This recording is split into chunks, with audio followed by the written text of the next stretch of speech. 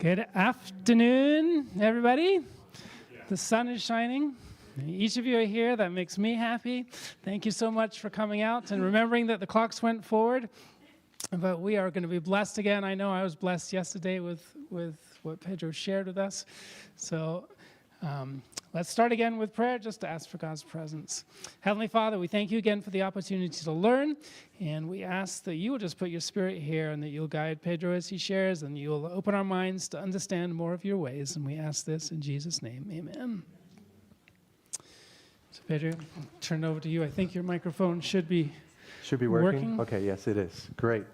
I hope you allow me to lighten up a little bit. We're going to get more into the practical, so I thought the suit would be a little bit encumbering as we do this together. So this lecture is going to be kind of a practical one-on-one application of the things that we're going to review here. You receive 2 sheets for each one of you. If you don't have one, please raise your hand, and I will be happy to give you one. Okay, if you don't mind, there's one here and one here that has not received it. And so what you have in front of you, the very first one, I'll wait for everybody to have one, it's called the Remedies recipe. So over the years, time and time again, they say, how do you do that again? And so I repeated myself many, many times. And I said, I'm just going to put it all together in one document and just give them the whole thing. And so I use this with my clients. This is the exact same sheet that you would get if you have a consultation in my office, and it just kind of has what I've seen to work very well over the years. Is it exhaustive? Of course not. But it is certainly a go-to that you can learn. So what we're going to do today is what I call from head to toe with natural remedies. We're going to review the anatomical areas of our body, how they function, and more importantly, how we can use natural remedies in a case of emergency to be able to assist those who might be hurt or in need of help overall.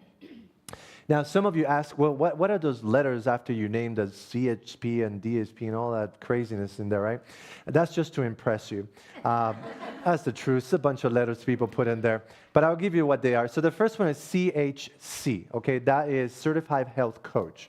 That was what I received from Dr. Sears Wellness Institute.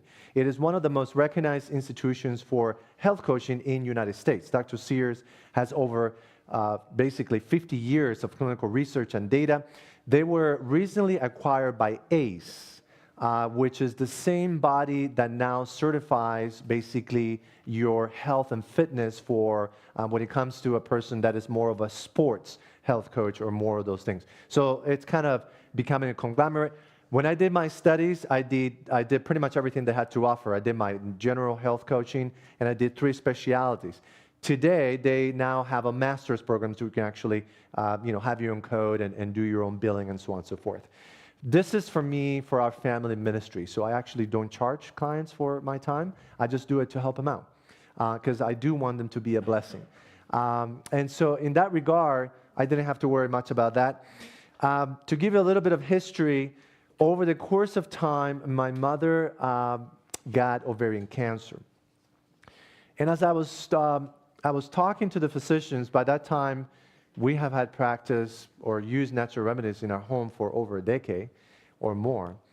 But I felt as if the physician and myself were talking a different language, although we were both speaking in English.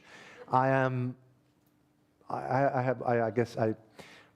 I spoke with the physician, I let him know that I'm able to read well, I'm able to analyze data well. I do this professionally for work, so I am not a novice reader.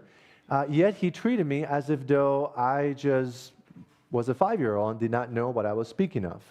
And I felt quite uncomfortable. I realized that there was a disconnect, and that was my education. He did not acknowledge my expertise in any of my suggestions, although I was speaking about clinical research because I did not have letters after my name. And so I decided to do that to kind of solidify my education. So I went to ACHS, which is American College of Healthcare Science. Now, if you want to study natural medicine, there are 3 major places that you can do so that is accredited by the Board of Education in the United States of America. One of them is called National, the other one is called Bastyr, and the other one is called ACHS.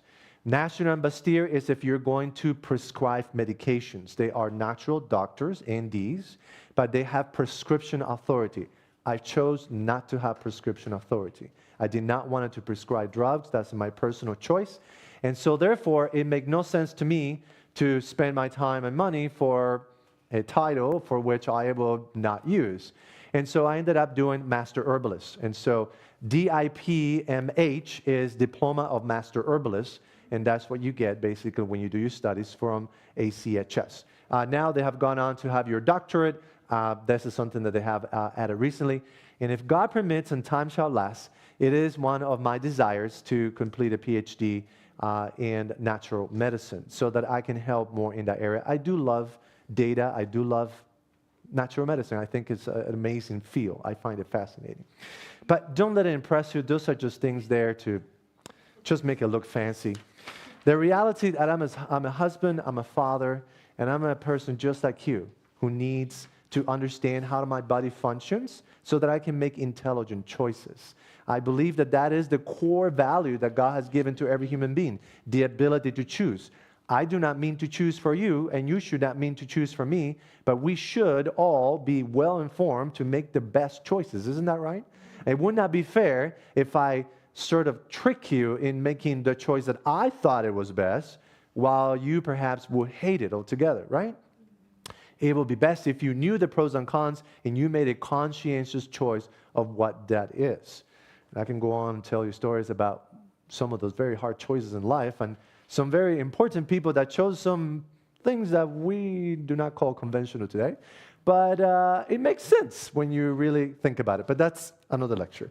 All right, so let's get into this. Second sheet that you have is called the upper or the body parts remedy, okay? So I realized that I am going to share a lot of information with you. And of course, it's unfair because I have done this for decades. You perhaps have not.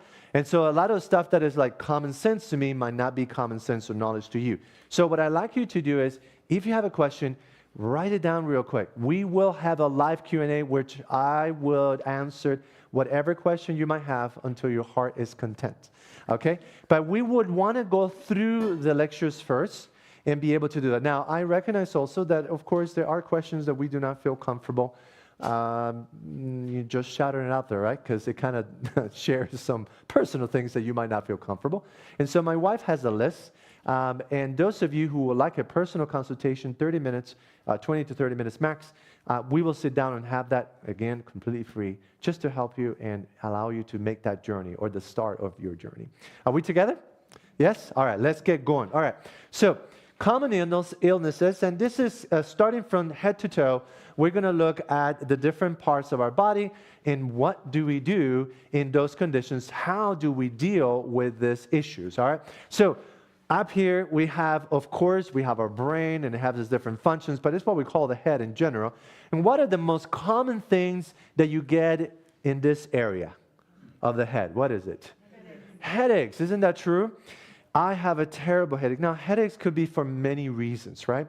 You could have inflammation that literally your brain is swelling and things hurt because you have a cranius that is limited in capacity and it is not flexible. And so when things inflammate inside the cranius, well, it just kind of pushes up into those areas and it's just not a good feeling. You could actually have vasoconstriction within the brain, which actually then dehydrates the brain. And that is one of the most common causes of headaches. So much so that when you go to the hospital, I don't care where you are in the world, they will do one thing and one thing first. What would that be? They will do an IV. And why would they put an IV? What's the magical thing they will put in? It must be some magical things that they put in there, right? What is it? It's type of a saline solution it could do for cleaning, but what is normally what they put in there? It's electrolytes, basically. You have a sodium and potassium, magnesium solution that they put in there. Why would they do this? I mean, the doctor has not looked at you yet. They just admitted you. First thing they do is they stick the needle, put the thing in. Why would they do this?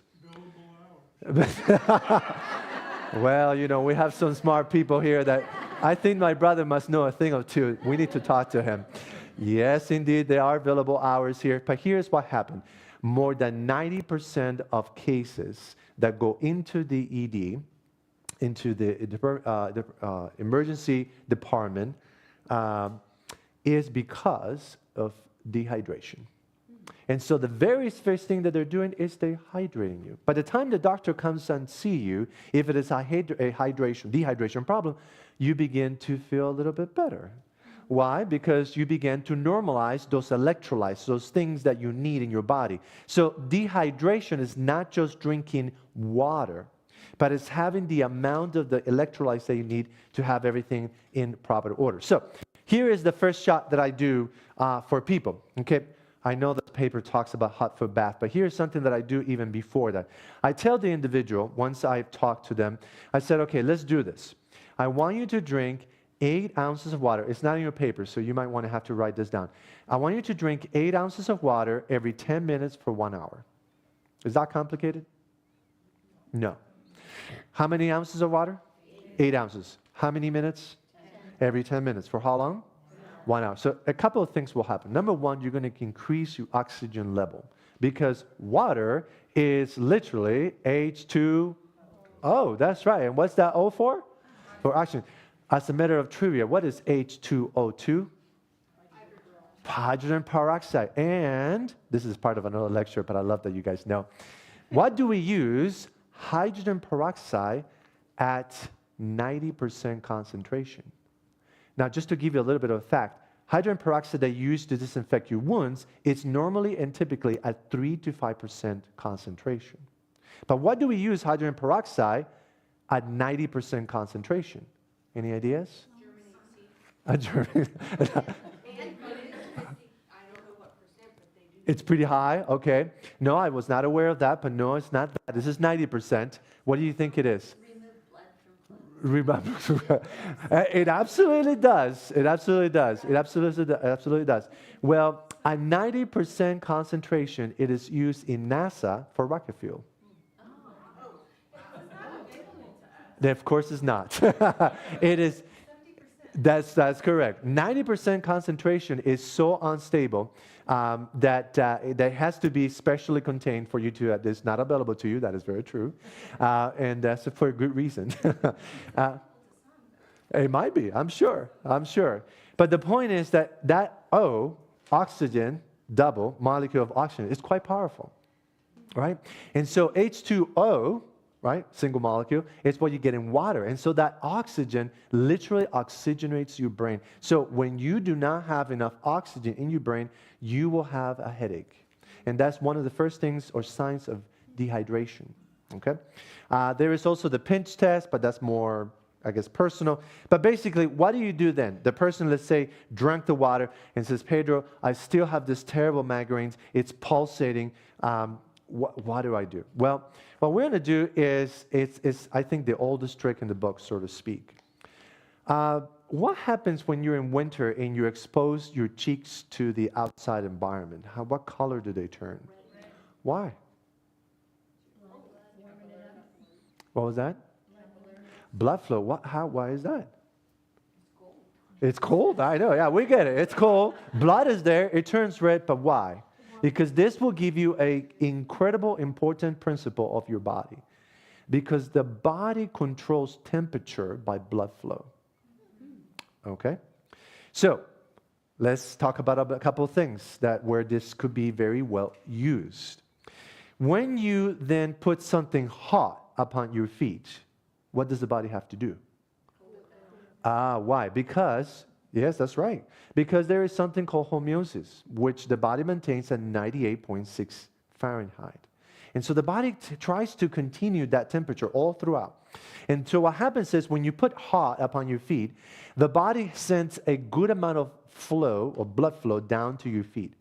Now, sometimes because of the situation that the individual has, there's a lot of blood flow going through the brain because maybe the inflammation, the headache, the constipation, whatever it is. But the shift of blood flow during the body actually focuses the brain on trying to kind of cool down the feet, and it helps you calm down.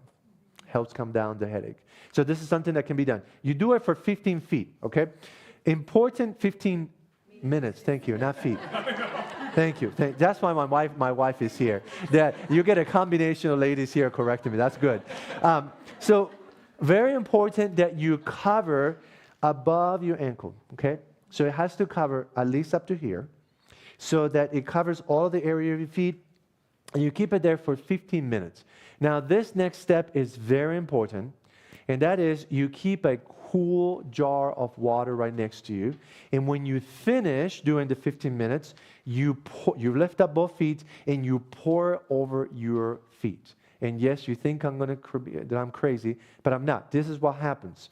When you have that large amount of blood going down to your feet, if you try to get up right away, and you're a little bit older, you might lose your balance altogether, because your body have an enormous amount of blood down to the feet, but they need to be distributed back up. So what happens when you pour cold water, the blood vessels constrict, and so now the blood flows back into the internals and it tries to move up. Not too far, because remember that going away from your heart, you have your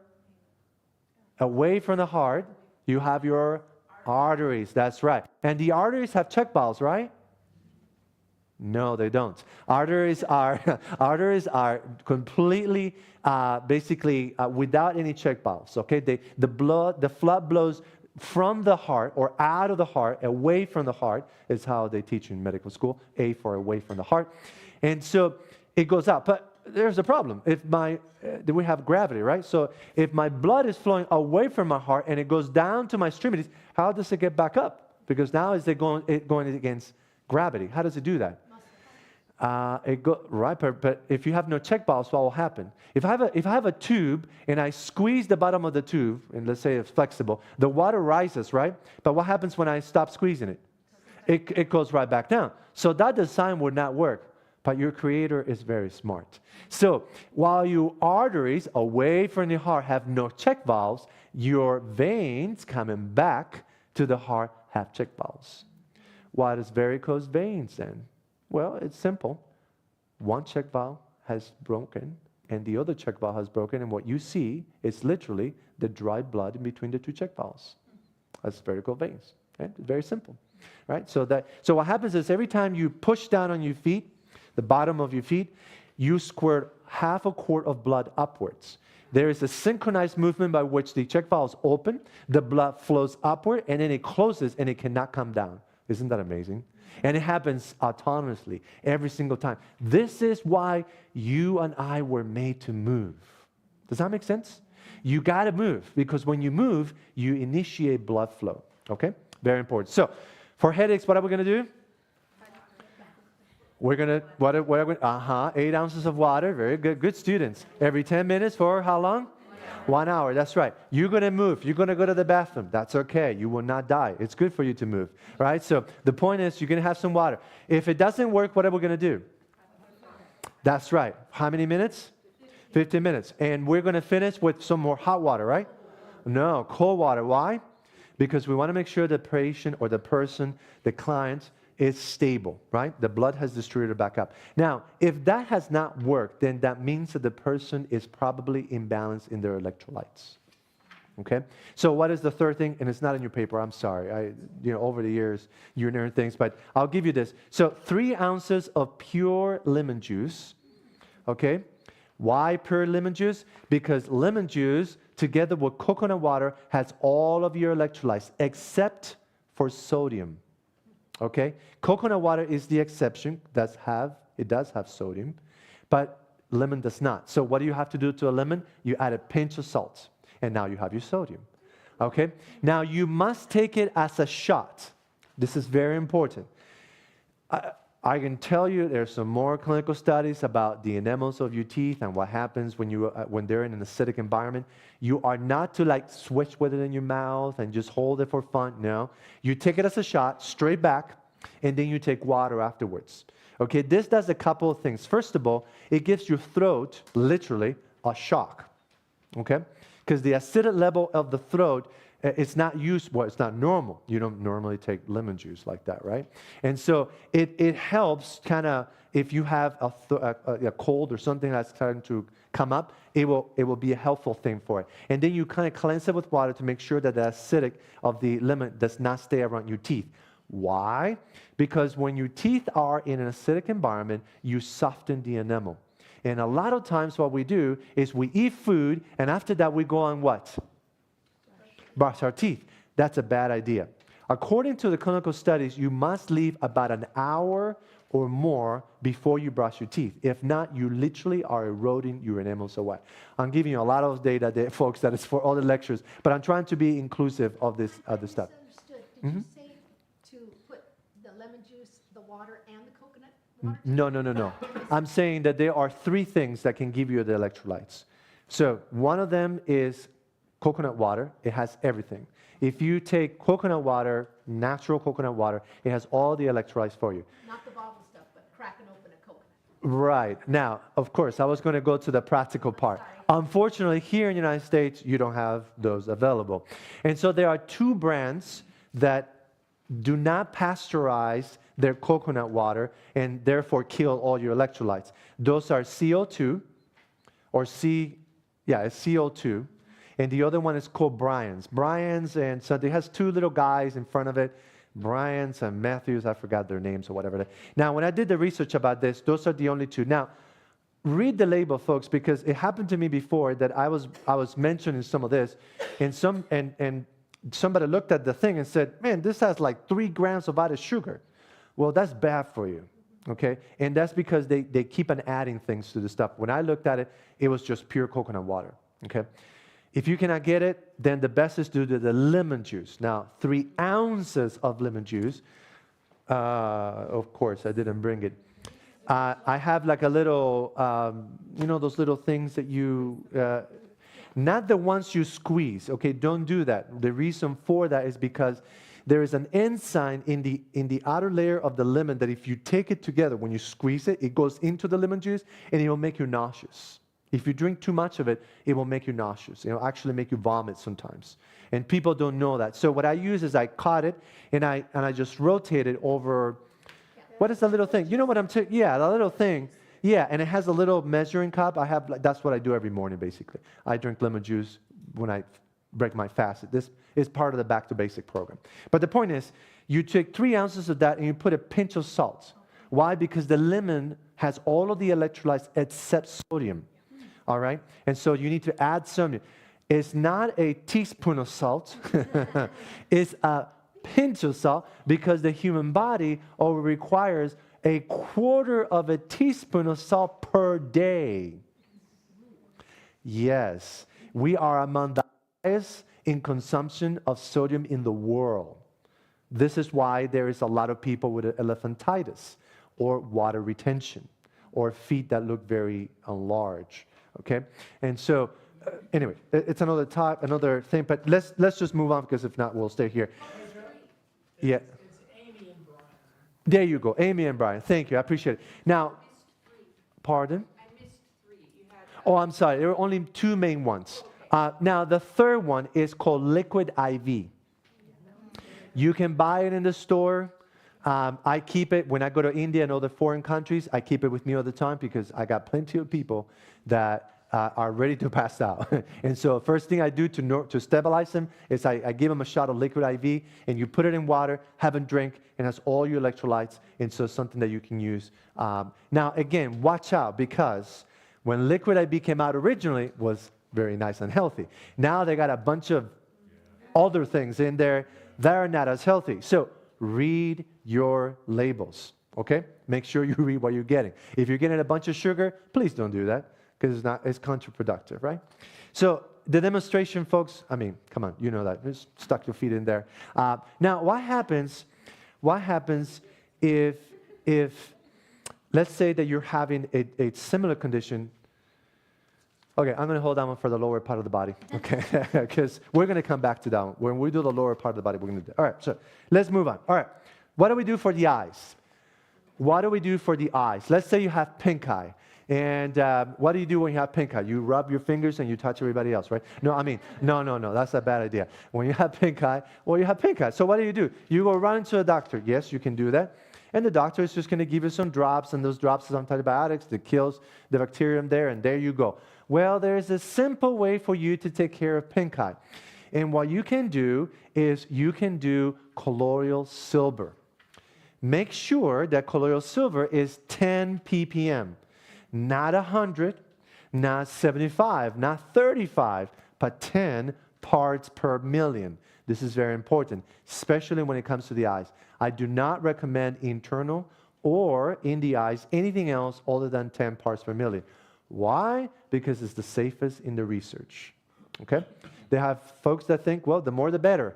And your skin can literally turn into a bluish color because that silver, which colloidal silver is a fancy word to tell you, that is particle of silver embedded into the water, okay, or suspended at the molecule level in the water. By the way, do you know how they found that out? I just thought it was the neatest idea. So what happened was, back in the days, they didn't have refrigerators, right? Well, it's getting there. And so the folks needed to travel long distances. And back in the days, they thought that one of the most healthiest meals, or not meals, but foods, were milk. And so what they did is that they will have milk. And so we're talking about, those boyers that just will go into months and months on the overseas. So one guy had the smart idea to drop a silver coin into his milk cup. Okay? We don't know if it is by coincidence or just happened, but something happened. The milk never spoiled. And that's how we learn about the incredible antibiotic properties of silver. Yeah, by the way, it's not the only metal that has been studied. Did you know that the Bible talks about what you can do with colloidal gold and what it does? It actually calms you down. And this is part of the research in the Bible that you find. Anyway, it's an interesting topic. But what you do is you put 2 drops of colloidal silver straight inside the eye. Is it going to kill your child or whoever you put it to? No. Is it going to be a blessing? Yes. Pink eye is going to go out in about a day. Gone. Okay? That's simple. Any type of infection, topically, it has been well researched and studied that when the colloidal silver comes in contact with the bacterium, it kills it. Why? It's simple. Because colloidal silver basically deneuters or deconstructs the rim of nutrients that the bacterium has around it. And so it basically kills it. And so when it comes in contact, it's where research. Now, there are some hypothetical things that people say, well, I'm going to take colloidal silver internally, and it's going to travel all the way down to the bottom of my foot and do some wonders down there. We don't have any research for that, right? Because the research is when it comes in contact topically. Now, if you cut and you want to cleanse it and you put colloidal silver on it, wonderful, it kills it, right? But what does it do internally? We don't know exactly how it works because most of the research is when it comes in contact, okay? So if you have pink eye, you can do that. Now, another thing you can do, and that's in your paper, is the charcoal water, okay? So for charcoal water, it's quite simple. What you do is you take a tablespoon, and at home we have a much smaller one, but anyway, you put a tablespoon with water, distilled water, okay? Make sure that it's the cleanest, purest water you can get, not water from your tap. Did you know that well water could be high in mineral? And that's not actually good for you, okay? There is a certain level of minerals that is healthy as you take it from your vegetables, your fruit sources, etc.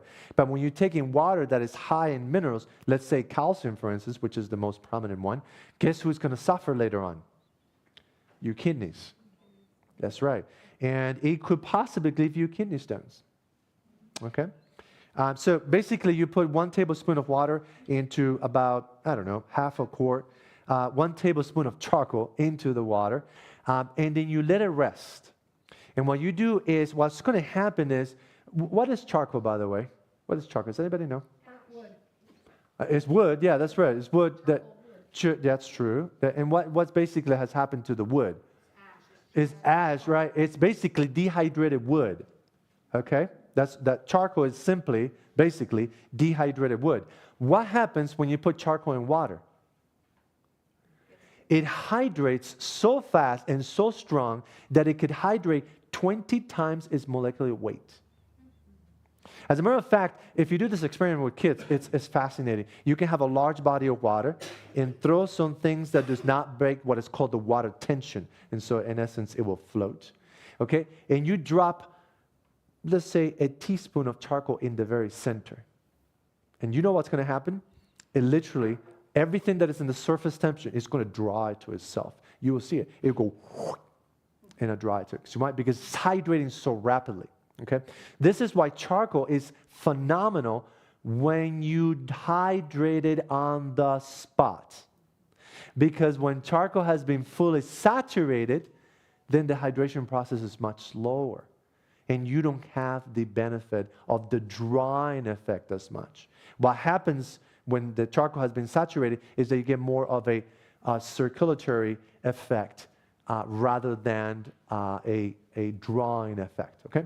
So going back to how we do this charcoal here is once you let it settle, that the harder piece of the wood are going to go down, and then you're going to have basically this kind of color water on the top. And from the top, you scoop a little bit of it, and from there you draw with a little dropper, and you put in the eye drops in the eye. Okay, that takes the inflammation down, and it allows the individual to feel relief.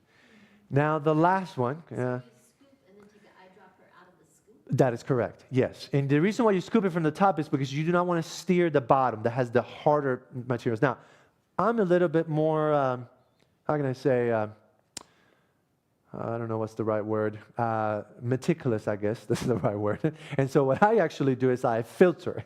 I actually put that water through, let's say, some of this, or whatever you have that is like a coffee filter or something like that, or a cotton, something. I filter it twice, basically, to make sure that there's nothing there, and whatever is left is what I use, because I want to be extra careful that no particle drops in your eye, because if it does, it could actually scratch your cornea, okay? So I want to be extra careful for that, and that's the reason why I do it. However, if you do that method of just letting it drop and you scoop the very top, you should be safe, because there is nothing up there other than some very, very small particles that are going to be safe. And how long do you let it sit? For about 15 minutes. Yeah, 15 minutes minimum, and you'll be able to do that. Okay, last one is for the brave in soul and heart, because this is called the honey eye drops. Now, there is a type of honey called the Melacona honey. And this honey has been well studied for its incredible effects upon the body. No. This is Manuka honey has been studied for its antiviral properties. This honey is by bees that actually do it in the ground. It's a meli. Let me hold on this. Yeah, hold on. It's a Spanish name, and I get it wrong every time. So let me. You should know it. I know. Yeah, hold on a sec. Melipona. It's Melipona. Melipona. Okay? This honey is most of the time done or manufactured from Mexico. Oh my. Okay. It's manufactured mostly from Mexico, and it is well studied for its incredible antiviral effects and in effects on the eyes. Here's the caveat. It stings and hurts like nothing you had done before. I'm just going to tell you. There are some people that are like, bring it on. I'm like, you're a brave soul. Go for it. There are some other people that are like, what did I do to deserve this? Right? So what I do is I take 1 teaspoon of warm water, and I dissolve 1 to 2 drops of that honey in it. So now it's much, much more diluted. And from there, I draw and put it on the eyes. Okay? So on here, you've got Manuka honey. You've got written on Manuka. Manuka honey, but not on the, do you see where it says eye infection? It says honey eye drops. Yes. Yes, right. Manuka honey has another property that we will be talking about. I thought that's on the eye drops, is that Manuka honey? Oh, I'm sorry. You're talking about the remedy itself. I'm sorry, did I get it wrong? No. You got it right. Maybe I did put Manuka in there. Oh, my bad. Okay, that is right. Well, you can use Manuka as well. The one that has been studied specifically for this is the Melapona honey. Manuka is good as well. It's just, I guess in my personal opinion, it's a very expensive honey. They actually did a study for any grade A type of honey that is wild honey, and it works just the same. Not as potent as Manuka. It's one of the highest. But Melapona honey for the eye specifically is the one that is there. But good eye. That's good that you caught that in the remedies in the back. Good eye, that's right. All right, let's see if we can get through this because if not, we're gonna be here for a while. Okay. All right, so let's talk about ear infection. So you know that you have your skin, right, and the part of the ear. Now, you know that every 3 months your skin regenerates, right? You knew that, right? Every 3 months you get new skin and it regenerates. Now, the skin in the ear, this is maybe something you don't know, but the skin in the ear, it regenerates like a conveyor belt going upward from the inner ear to the outer ear. Literally, it's like taking the wax out by itself. That's how it regenerates. Very interesting how it has been done by design. The other parts of the body do not regenerate like that, okay? They regenerate in place, okay, like the cells substitute one another. But in the inner ear, they regenerate like a conveyor belt, and it's almost like it was designed to carry the wax out. So when you have ear infections or ear problems, you have a couple of layers of protection. Of course, you have the outer ear, which is what you can see physically. You have your middle ear, and you have your inner ear, all the way down in there. So in that middle ear, before you get to the inner part of it, you have wax, and that's there for a good reason. Now, here's a tip for you. Do not use Q-tips to take out the wax in your ear. They were not designed for you to be used for that. I literally have had elderly people who said, I can't hear well. And after they took them to the hospital, they had 2 Q-tips stuck in there. Of course you can hear well because it ended up in there, right? So how do you clear your earwax without going fishing? No, you're going to stay back there. So how do you clear your ear without going fishing? The easiest way for you to clear your ear without going fishing in there is to put your head like this and to drop 1 or 2 drops of hydrogen peroxide. Now you'll hear this loud bubbling sound, and then you'll hear something like if it broke through, and then you're like, oh, they perforated my eardrum. No, it's not. All that's happening is that it's clear the wax, and now it's getting down to the inner ear, and you can actually hear it. That loud bubbling is because it's getting so close to the eardrum. Okay, this is the safest way. Now, if you want to get fancy, they sell a square bottle that is called an ear cleanser, and it has a little holding cup. I have one in the office, and you put it here, and you literally insert the little tip, which is larger than your ear, and it's squirrel water in there, and it has a little round orifice in the bottom, and the water distills down there. It's the same thing that they do in a hospital. We got nurses here that can tell you that's pretty much how they clean the ears, right? So fancy equipment, same deal. All we're doing is we're letting the earwax be clean. Is the earwax there for a reason? Yes. Is the earwax the reason why you're not hearing? No. Does that make sense? It was there created for a reason, and is there as a protection layer. But if you're going to put natural remedies down the ear canal, the earwax could be in the middle. So the first thing you do is you put the hydrogen peroxide. It cleanses, and then you can do what we have here. What did I put here? Colloidal silver, which you can do if it is the outer ear. You can do charcoal patches behind, or the most common one, which is the garlic oil. How do you do the garlic oil? Look at your recipes in the back. Yes, madam. Quick question.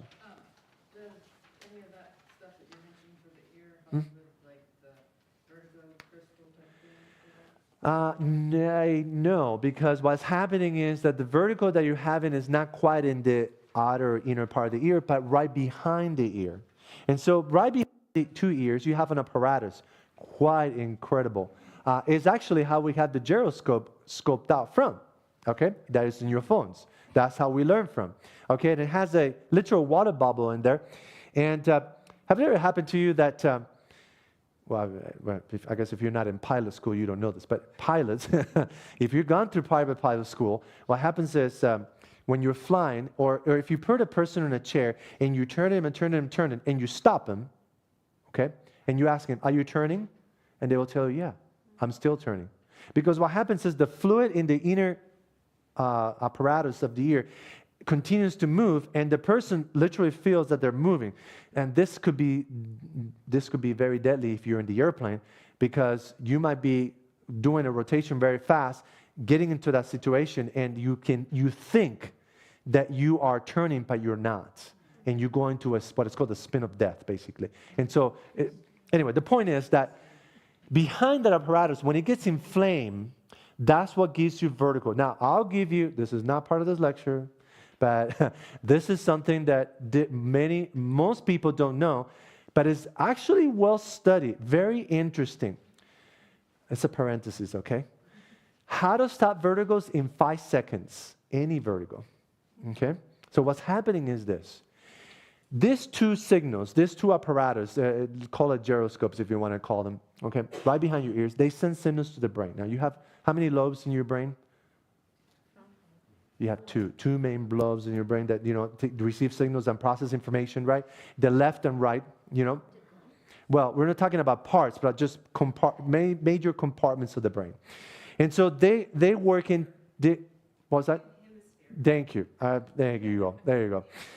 So when you look at that part, they get signals from both eyes, okay? And they get signals also from the apparatus right behind your ear. So what happens is, when you have vertigo, is they're both sending the signal and saying, I'm turning left and I'm turning right. And that makes everything literally spin, okay? Because your brain is getting this signal, and you can literally sit here and look at a point somewhere in front of you, and it will just spin or move, okay? So the way you can fix this really easy, really fast, is you turn your head toward one direction and you turn your eyes toward that one direction and fix them there. And it stops it in 5 seconds. How do I know? Because I had it. Yes, I thought I was dying or something like that.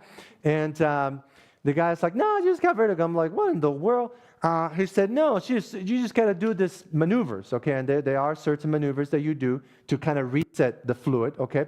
And when I did that maneuver, let me tell you, everything that was in my poor little stomach or anywhere came out. Because it just set you off like it was on fire. It was so bad that I had to sit, and I couldn't do exercise, I couldn't do anything. And if I literally moved like anything, it would just set in the spin, and it would just set me off, and it was terrible. And I said, Lord, there's got to be a way to do this, to fix this stuff. And so the maneuvers were not helping me. It was a funny story of what happened with my wife on that one. But I will tell you that later.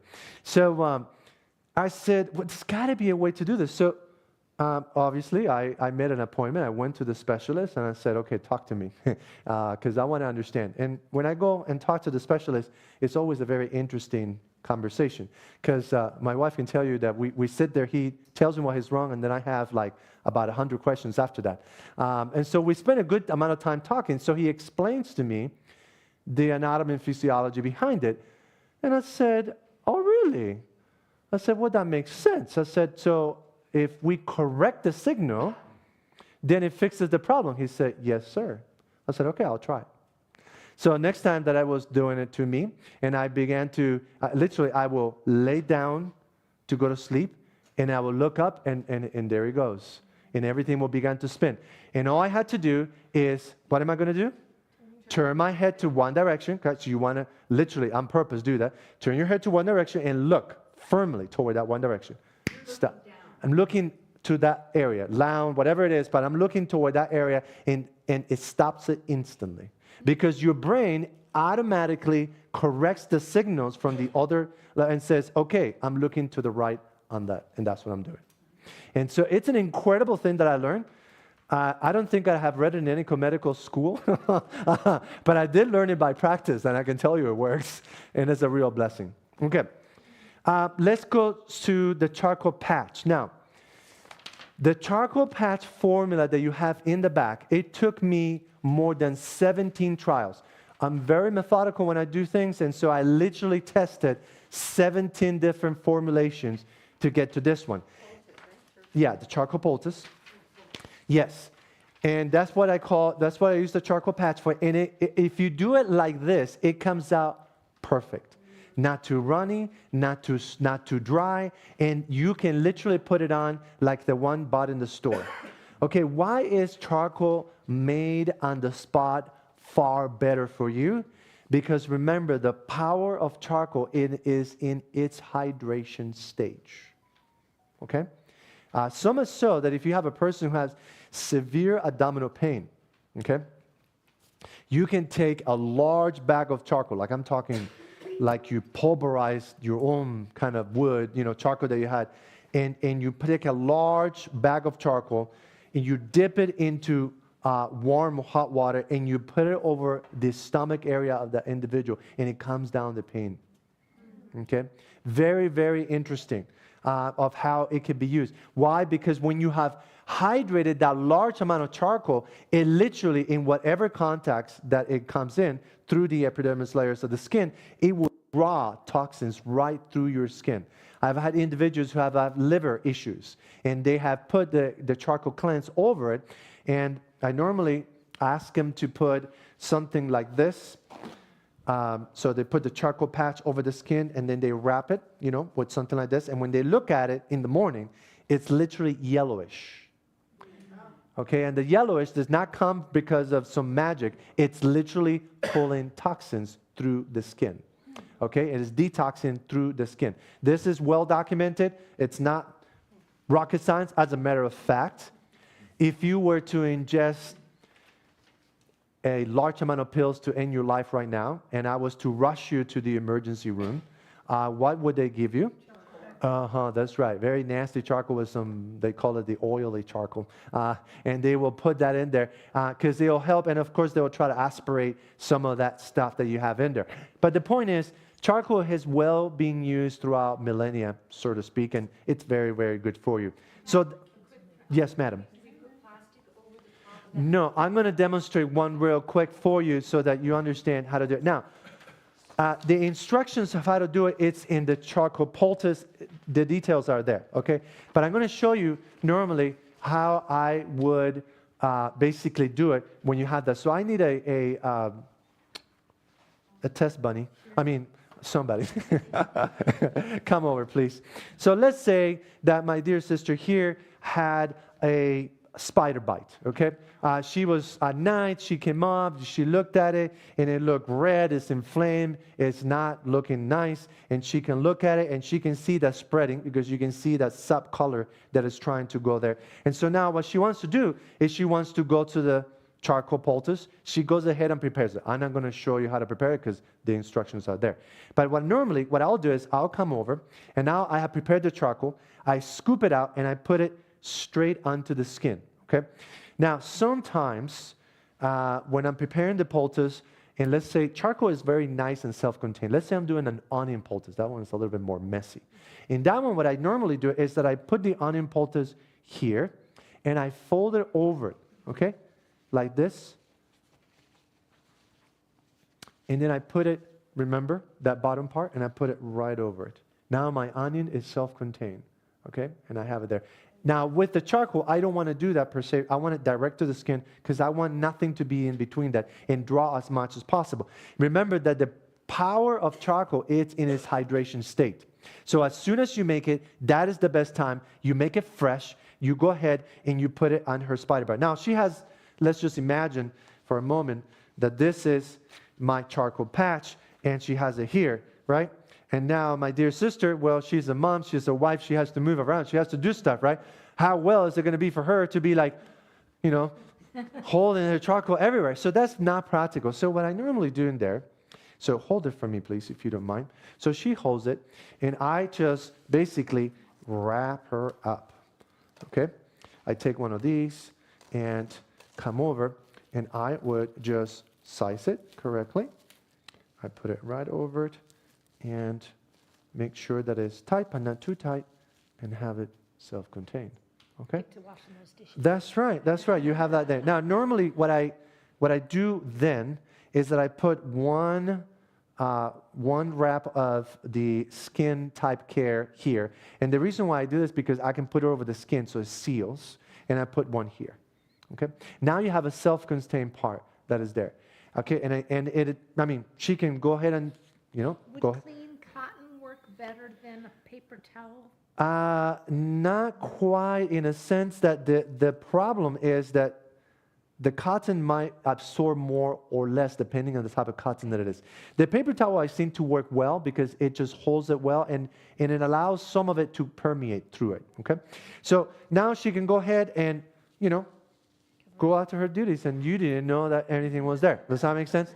So it's very simple, very easy to use. I want to be practical in the things that are there in there. The instructions are there how to do it for the charcoal. It's super simple, okay? Once you do it in a bag and you basically cut the rounds, then you'll be able to put it directly, and it will be a real blessing. So let's talk about the nose. Nasal congestion. What do you normally do? You blow your nose, that's right. But how about if the mucus is very thick? Okay, or how about if the mucus is not coming at all? What do? How do you clear that out? The steam inhalation is one of the best methods of how to do that, okay? Normally, and I don't think I have that here. Do I have the steam inhalation? I don't have the steam inhalation here. Okay, so normally what I do is you bring 1 liter of water to boil in a pot. You put 6 drops of eucalyptus oil. What are you putting, Fred?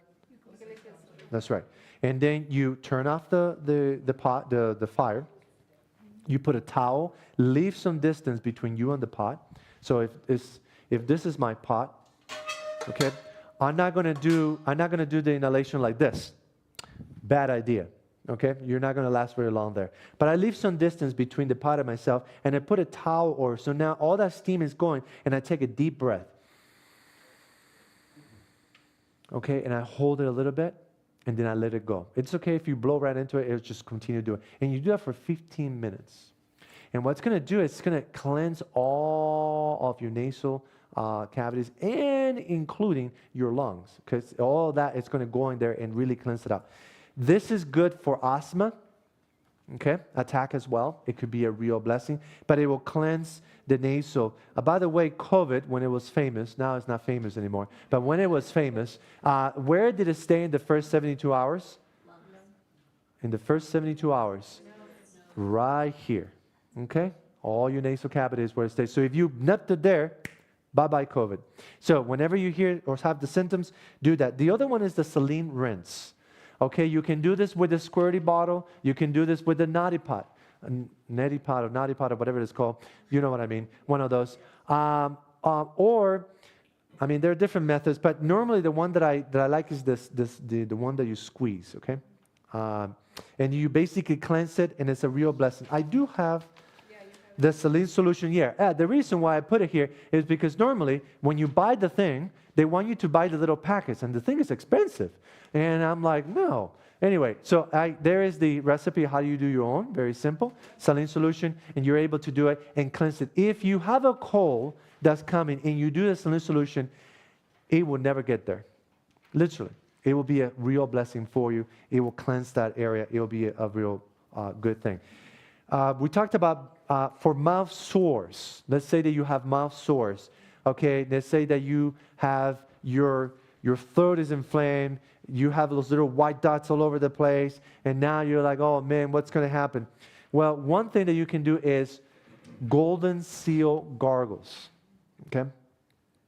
It is going to be very, very bitter, but that's okay. It will do its job. And after that, you swallow it. You basically do the gargles and you swallow it. Okay, don't spit it away because it will be helpful for you. Pardon? Pardon? Can you harvest the leaf? Oh, yes, that would be wonderful if you do. I normally just buy it in pills and just open the caps and put it in there. But yes, if you have it, that is the better way. Now, remember that all roots, in order for you to truly use them, they have to use decoction rather than infusions. We're going to get into that in a moment, okay? Because they're different, because they're below the ground. When it's above the ground, you use an infusion. When it's below the ground, you use what is called decoction. There's a little bit of a different method of how you extract this stuff. Yes, madam? Snorting it. I snort. You know, they haven't done it that way. Just a little tiny. Yeah, very interesting. I have not studied that. I will have to look at it. I normally do not like to keep substances inside the nasal cavity because it could actually irritate it. I like to cleanse it, so it goes through and it cleanses it, but I normally don't like to put substances in there unless it's meant to have contact and leave it there. Like, let's say you had a growth in your inside of your nose, okay? In that case, I do recommend for you to put what I call a little charcoal stub. You know, you make a little one, put it in there, have the contact for a little bit, and then you pull it out in that regard. Okay. So for mouth sores, you can do the rinse for golden seal. That's really good. And for skin inflammation, you can do the charcoal patch and the clay patch. Now, what is the difference between charcoal and clay? If they both draw, what's the main point? What is the difference between? What was that? One's drying and one's hydration. That's a very good observation. See, the charcoal, one will dry and the other one would hydrate. There you go. See, there are two different things that are going on here. When you put a charcoal poultice on, okay, the charcoal would absorb, and after it absorbs, it will hold its content. Okay? And that's it. That's it. It will absorb and hold. Clay, on the other end, will go through a couple of stages. Clay would first hydrate, okay, because it's truly, literally hydrating. Clay is it's able to hydrate some of that, but not as potent as charcoal, but it still does hydrate, okay? So in that hydration state, it will then go ahead and pool whatever toxins and hold them, okay? But then, because it's clay, right, it can also go into the state where it becomes solid. And when it becomes fully solid, for the clay, it then evaporates or pushes out all water content. So here's the quite interesting phenomenon that happens. Have you ever seen those people that bathe themselves in clay and they put themselves on the sun until the clay becomes hard? Have you seen that before? Okay, well, that's very counterintuitive. Let me explain to you why. Because when you put the clay on, that is wonderful. As long as the clay is in a hydration state, that is wonderful for you. The moment that you went on the sun and the clay became hard, it actually pushed the toxins right back into your skin. And so sometimes I see some of these things and I'm thinking, why do they do that? Why is it that we don't study these things a little bit more? Because their heart is in the right place. But they need to look a little bit at the science behind the things, right? So we need to kind of work with the items that we have, right? So clay in its hydration state, when it's still pliable, fantastic. If clay became hard, it literally pushed the content right back out because now it has fully basically solidified, and when it's solidified, all the water content had to be pushed out.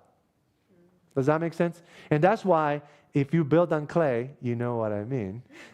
Your house literally rises and goes down, rises and goes down, because that's what clay can do. It has that much power to lift an entire house. And I can tell you that by experience.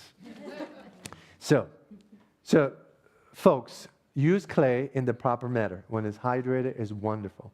Don't let it just become solid on your skin because it literally just pushed all those toxins right back out. I wish that I could tell you that I will sustain it and have it. Of course, part of it might stay in the clay, but the fact that the water content had to be pushed out, then that's a problem. Now, charcoal could do that, but it's much harder, okay, for it to do it. So that's another reason why, if I do clay as well, I wrap it with the nylon. Okay, Why? Because it keeps it from going into a solid state. It keeps it pliable, but it still draws. Okay, very, very important. All right, and remember, we're going to go into a Q&A where you have all your questions. So just write them down, because you notice that we are way behind. All right, I'm gonna try to go through this and see how far we can get. All right, so sore throat, we already talked about charcoal gargles. It's in the back. You'll be able to same thing, just put the water with charcoal and gargle with it. If you had heart disease or heart problems, the most advised herb to use is called hawthorn. Okay? Now here's something that most people don't know about hawthorn. The clinical studies show that in order for it to begin to do its effect of what is called an adaptogenic, okay, is you have to take it for 18 weeks. It's not a miracle drug, okay? So most of you are acquainted, if you go to the hospital, they might tell you that you are hypotensive. What does that mean? Hypo. You're right. You don't have enough blood pressure, right? They can tell you that you're hypertensive. What does that mean? It's too high. So when we are hyper, we give you something that lowers it, okay? When we have a low, we give you something that will make it higher. Okay, that's normally how most drugs in the market today work. But there is not a single drug in the market that I'm aware of that is truly called an adaptogenic, that it will literally by itself be able to adapt to the heart condition that you have and either slow it down or speed it up. And that is exactly what hawthorn has shown to do time and time again in clinical studies. That is unrivaled by anything and everything that we know in medical literature today. What was that? The berries, yeah. The hawthorn, yes, correct. And the leaves are useful as well. Most of the time, they dry both. But basically, the hawthorn is very, very important. You take it for 18 weeks. That's the key for the heart, okay? What was that? Normally is what is recommended, what is in the bottle, which is what is the regular recommended limit of the RDA. So I always tell them, start with what is in the bottle, because that has been studied. Before it went to market, it had to go through the approval process. So start there, and then go on higher terms if you see that you need to. But always start low and then go higher. That's what I always recommend. There are some folks that will say, oh, it's natural. Go ahead and take 30 pills. No, don't do that. That is bad for you, okay? Just because it's natural doesn't mean you're going to take a ton. Not a good idea. Water is natural. You take 5 gallons of water in one time and your kidneys will fail. We have history of that already. Okay, upset stomach. What do? You went to eat and the food was terrible because they tell you that didn't have things in there that it did have, and now you ate it and your stomach is going haywire and you're visiting the bathroom every 10 minutes. What do you normally do? Well, definitely your gut is up in a rally and saying, I didn't like this. And so how do you calm everybody down? You take 4 tablespoons of charcoal to 6 tablespoons of charcoal, eat 8 ounces of water, you swirl it and you take it down, okay? And that will normally calm your stomach down. Okay, very, very important. It will also turn your stool black. It's normal. You're not dying. Okay. I say that funny, but I tell you, if you go to the hospital and your stool is black, they will go into a panic because they're thinking that the blood has dried internally, and they will literally open you up. So tell them, I took charcoal, right? I took charcoal. It's okay that it's black, okay? Don't panic. It's okay, right? So just let them know. Okay. I understand. I'm just telling you. Tablespoons. Yeah.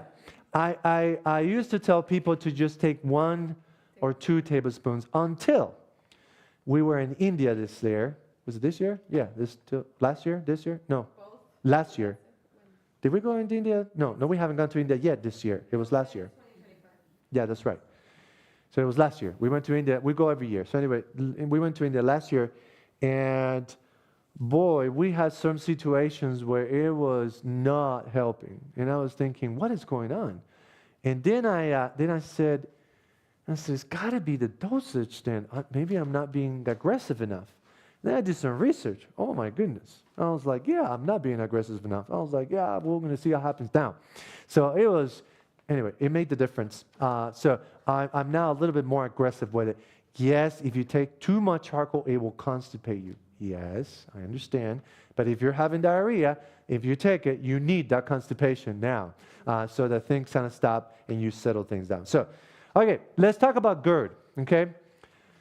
This is a common problem. Now, I told you yesterday how I take care or suggest to take care of GERD, right? So again, if you have your stomach upside, right, you have the upper sphincter, the lower sphincter, and what happens is when you eat, and then you go down, you lay down, your stomach now is like this, and literally your food is pushing onto the upper sphincter.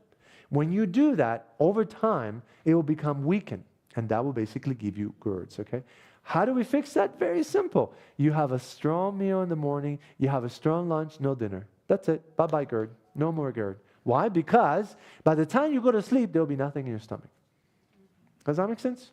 Oh, Pedro, but my largest meal is at night. I know. Oh, Pedro, it's a family tradition. It's killing you. I'm serious. It literally is. You know, I had a conversation with a gentleman yesterday. He said, there is certain disease, XYZ. I'm not going to say what it is. The medical literature says it's incurable. Do you think it's incurable? I said, no. I don't think it's incurable. I think that it is very curable because we have had physician after physician, I named several of them, who have done studies on this and shown it that it is curable. But I told them what is uncurable is what causes it. And that's our lifestyle. Mommy was eating like this, and daddy ate like this, and grandpa ate like this, and family ate like this, and this is how we do it. Well, folks, listen, if mommy and daddy had diabetes and this and that and the other, it doesn't mean you need to get it, right? So we need to be respectful of others, but at the same time, we need to encourage them to make good practice. So at home, if you were to visit my home, we would have a strong breakfast. We will have a good lunch. And at night, we'll have worship and fun time and play and games. And by the time you go to sleep, you had a good time. You didn't even feel it. Yeah, your stomach will be grumbling a little bit when you're getting used to it. But I tell you, something will happen next day, a miracle. You wake up very hungry. And when you had that breakfast, you will have a strong breakfast. And you know what will happen is when you have a strong breakfast and then a good lunch, you will not feel that hungry in the evening time. So, very good thing for you to think about. Now, folks, I apologize, but we literally ate the whole time and we had only touched the upper body. Okay? So, according to the schedule, I need to stop. It's up to you. So you folks say what I need to do. We could go through the rest, or we can stop and go into Q&A. It's however you wish. Are you sure? Okay, let's raise your hands if you want to move on. If not, let's do a show of hands. How many of you want to stop? Please raise your hand. How many of you would like to continue? Please raise your hand. Okay, very good. All right, so let's move into the other ones, and we will hopefully be able to, common illnesses general. All right, so spider bites, we already did this one together. What do I do for spider bites normally? Charcoal. Let's say you're in the woods, you're walking, you didn't have your first aid that has charcoal, I hope. What do you then use? I do this in nature walks, but of course we're not in nature here. That is right, madam. That is very true. Whether it's wide leaf or narrow leaf plantain, you do it. How do you do it? Very simple. You take the plantain, you chew it first, and you apply it onto the wound, okay? Your saliva actually has enzymes in it that would help cleanse some of that area, all right? Very, very, very important. Let's say you have no wild plantain. What do you do then? Mud. That is very right. That is correct. The best mud is found on the edges of the river or waters of body. You dig a little bit. Don't take the top because it's all polluted with nature's things.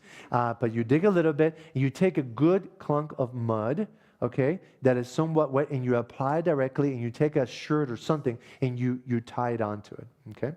And that's the best way to do it. Let's say that you have no bodies of water near you. What do? That's very true. I like it. I like it. You guys are, you spit and make mud with your spittle out of the clay, and you apply it directly in the wound. Very, very important, okay? So very good that you guys are, folks, we need to be ready for things when they come, right? And so in situations when you don't have it, you might have to improvise. And so that's very important. Good for spider bites. Of course, if you have your first aid kit, charcoal patch, colloidal silver, very good. All right, so we're talking now about how do you deal with open wounds, okay? All right, so I'm not going to go into details because obviously this would take much longer. But the first thing you do with an open wound is you want to cleanse the wound. You do not want to close the wound with debris in the wound, okay? I know it's not the funnest thing in the world. I know that your loved one is hurting. I know that they're screaming. It's okay. It's a needful thing. Believe me, okay? You do not ever close a wound with debris inside. You try to cleanse the wound as best you can. Okay? So you cleanse the wound, preferably with water. Okay? You try to cleanse the wound. You stop the bleeding. How do you stop the bleeding? By pressure. That is the very first thing. You try to apply pressure to the area and you try to stop the bleeding. Now, it'll be good if you have your first aid kit that you put cayenne or sugar directly onto it. It will help the coagulation process. Now, if you have sugar, the person will love you. If you have cayenne, the person will curse you. It will sting like nothing else, but it will stop it. Okay? So basically, you come in, and let's say that, let's have another volunteer who wants to come and be my guinea pig. Yeah, please, come over.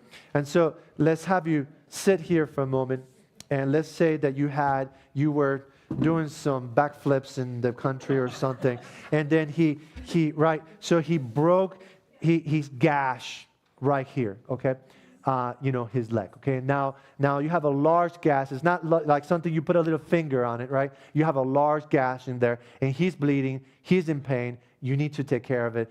You call the ambulance, people are coming over. So first thing you do is, if you can, you put him in what is called a recovery position. Okay, this is, general first aid stuff in there. And what's the recovery position? It's left lateral with right knee forward. Okay, that stabilizes the individual. So left lateral is this, okay? And I guess we're going to have to go for the floor. All right, so let's stabilize him. All right, so you do this so that you can attend the individual. Yes, that's right.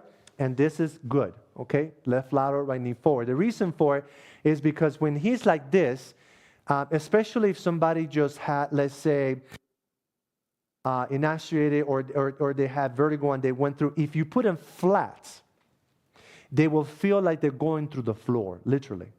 Okay, but when you put them in the left lateral, that helps the heart to function and the whole system is much better. This is why, if you take your certification, this is called the recovery position. And so now I can attend to his leg. Remember, he had a large gash over here. So first of all, I will try to cleanse the wound. I will see the wound that is open. Obviously, if there are branches, stones, debris, whatever, I will try to cleanse it. And so normally I'll take a water bottle, and I'll tell him, take a deep breath, because whatever touches the wound is going to hurt. Okay, and I'll tell him, take a deep breath, and I will apply pressure on the upper part of it, okay? And then I will pour in through and try to cleanse the wound. As soon as I cleanse the wound, then I want to go ahead and apply pressure to close it. Remember, it's a large gash. I want to apply pressure to close it.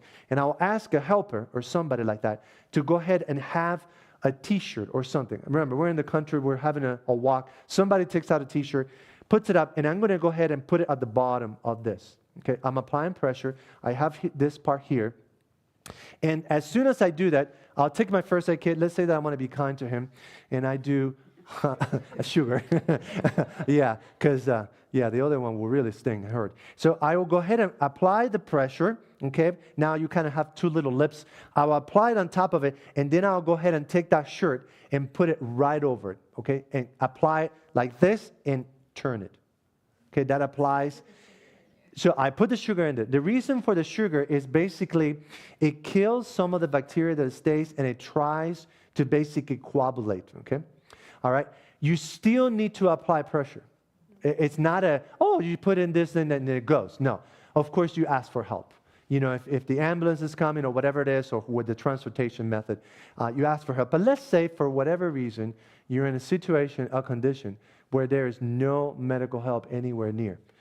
You went with us to India, and we landed in the village in the middle of somewhere where it takes several hours. And by the time you get there, you will die of an infection in the transportation system.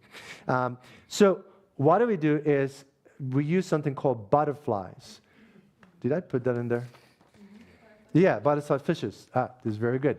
So butterfly stitches is something that you can do when you do not know how to suture, okay? How to be able to close that wound. And so they're literally, they're called butterfly because they have two wings and they're just like this.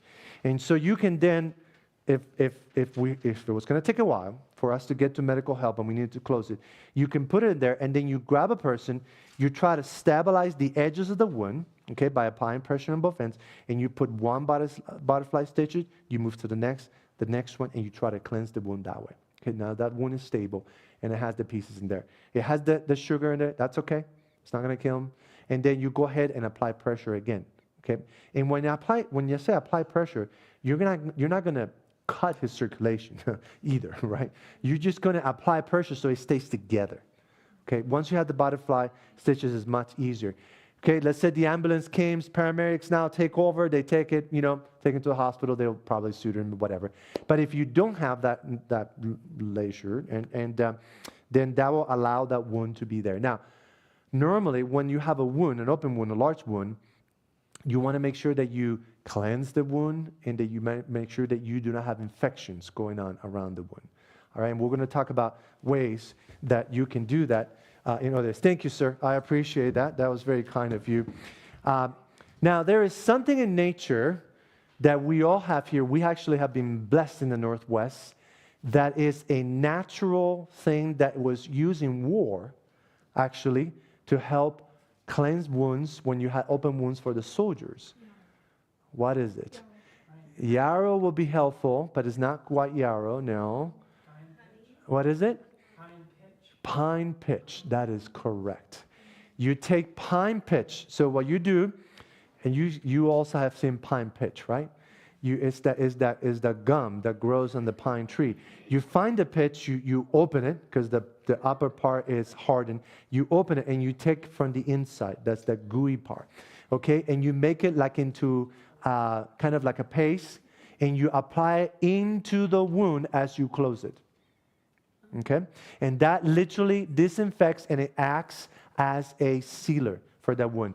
Something that is in nature that God has given us that is amazing. And it was used, having used by the Native Americans as well as soldiers when they're in the battlefield and they don't have anything else.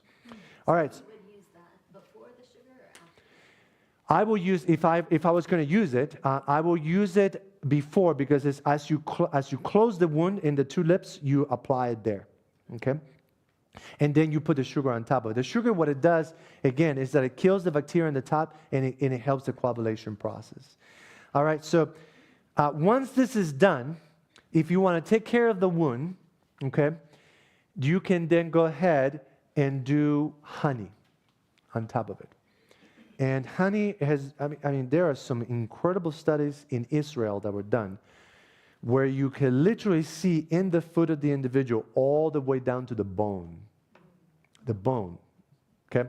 They had bacterium that was literally eating that person's feet alive. And putting honey on it literally cured it and rebuilt it all the way up.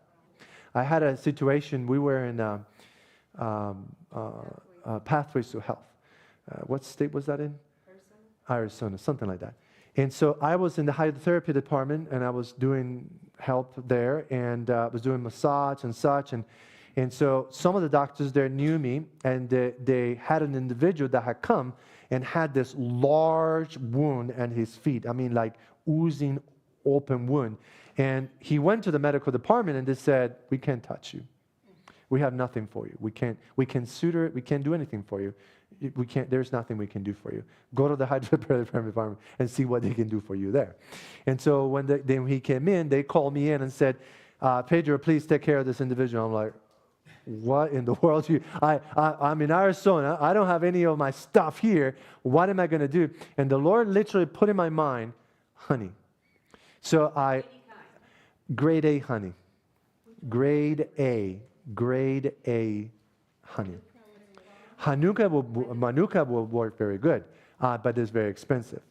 The reason why there is grade A and grade B is of the process that the honey goes through. Most honey in U.S. is grade A. If you have wild honey, it's even better. Okay, and so I told the individual, I said, listen, I'm gonna show you. I told him I'm a naturopath. I'm gonna show you some things that normally you wouldn't see, but it will heal your foot.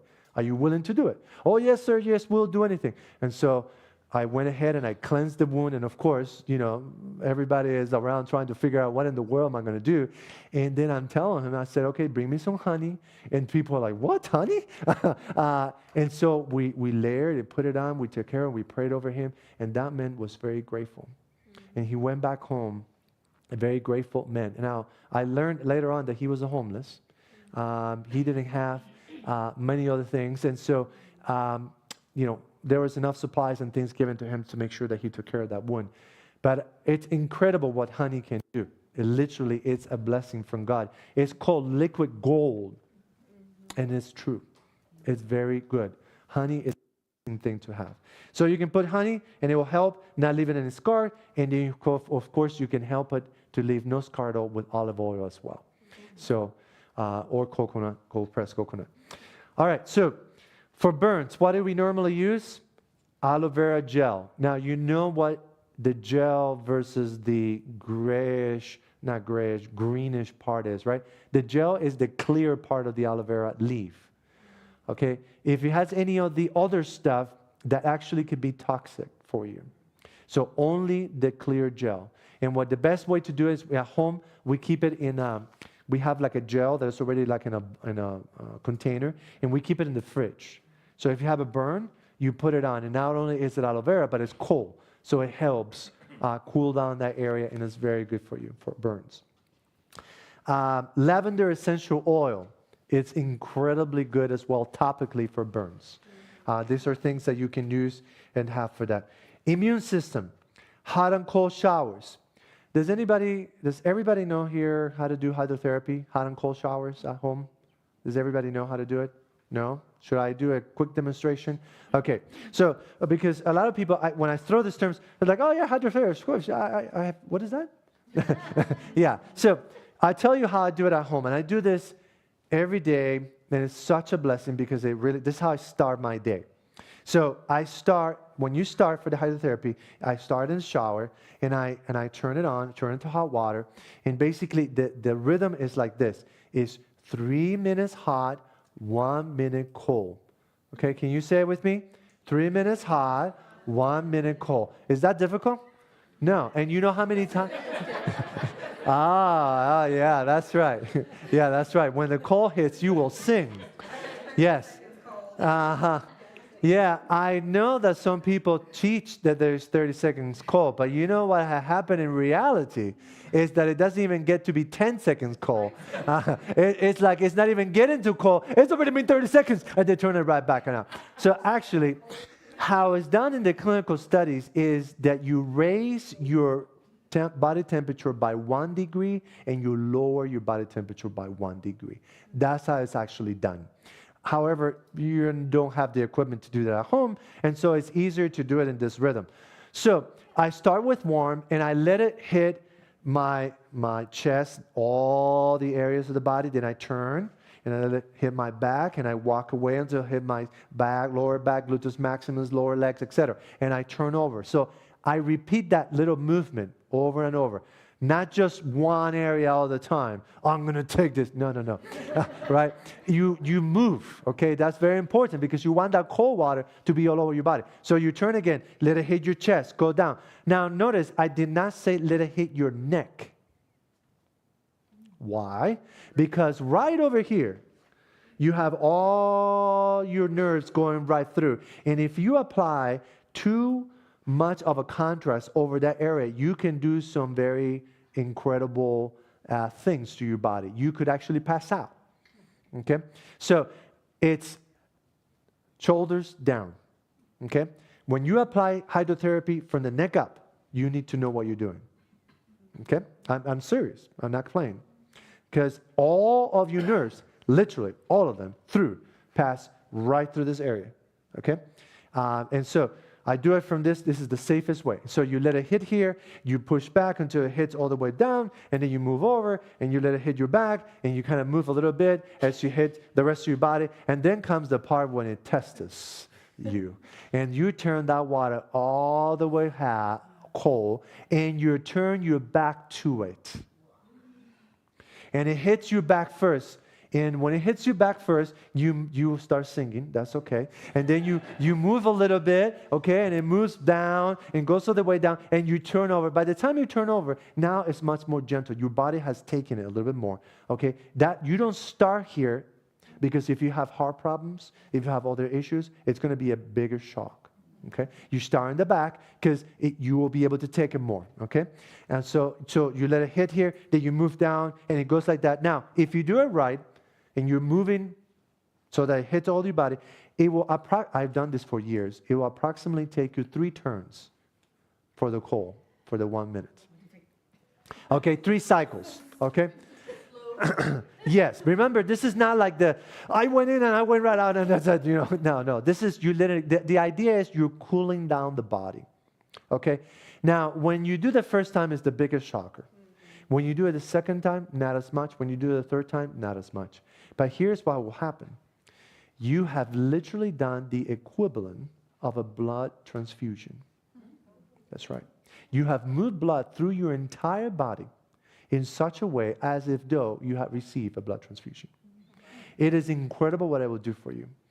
So much so that Dr. Kellogg was well known for the hydrotherapy treatment.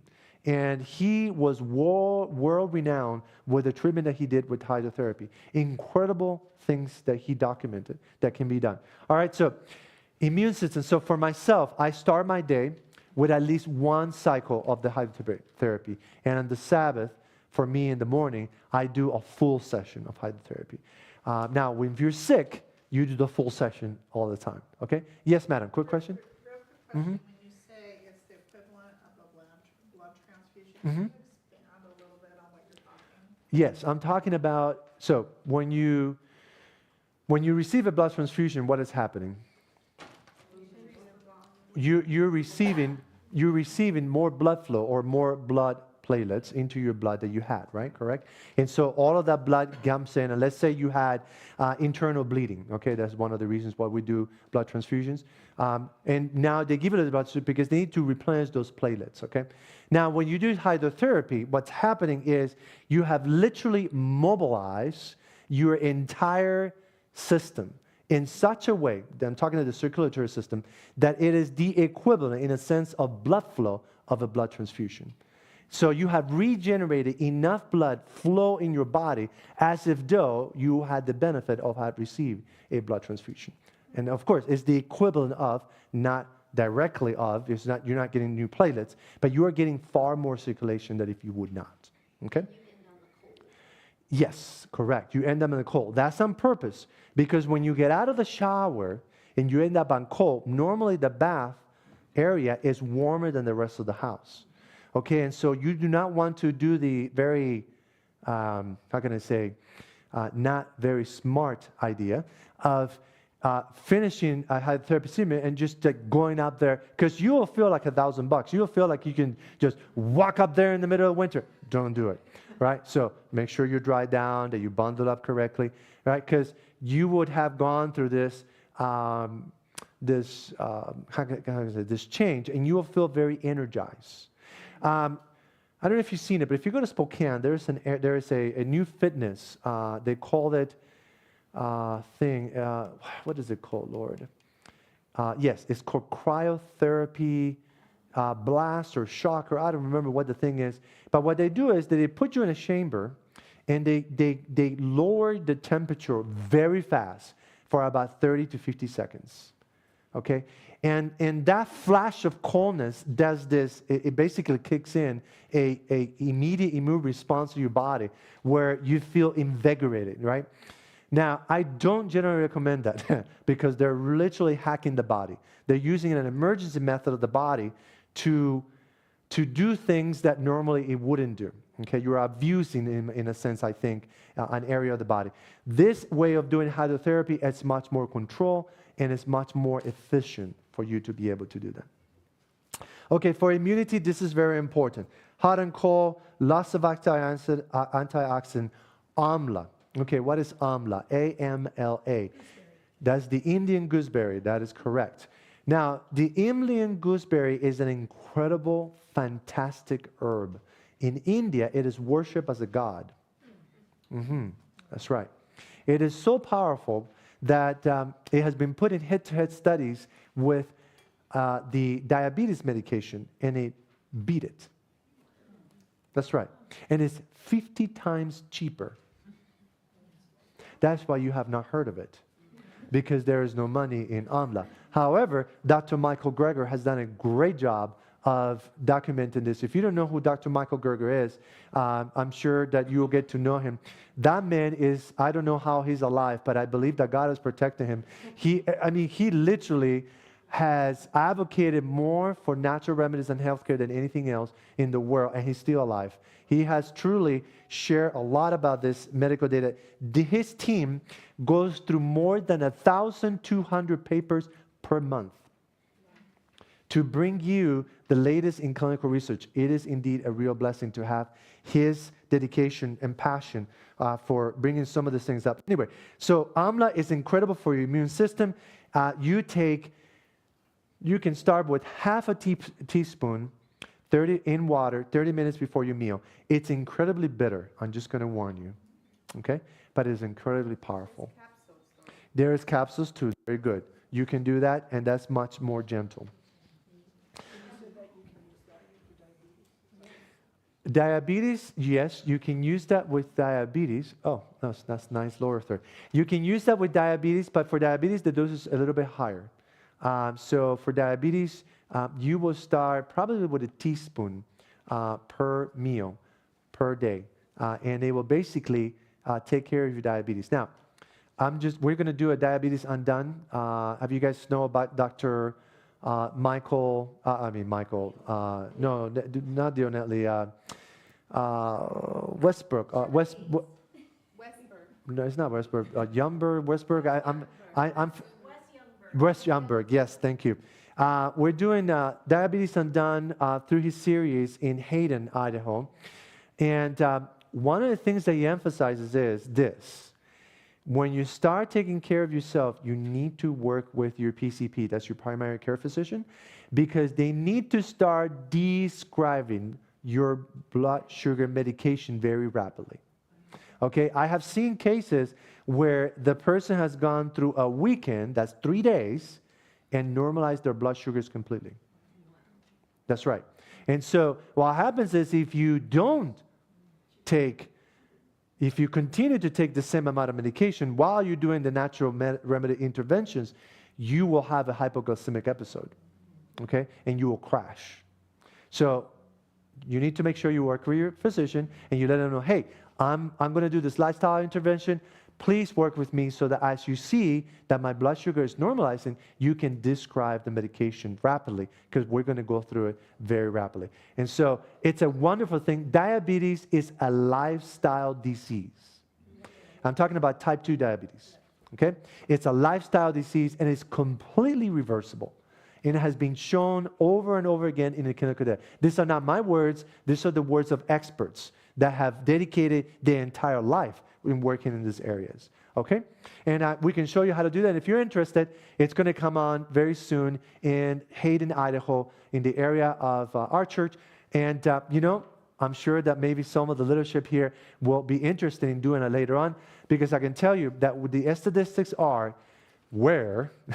that by the year 2020, half of the population of the United States of America will be diabetic. But you were in the year what? 2026, and the statistics are much worse. Much, much worse.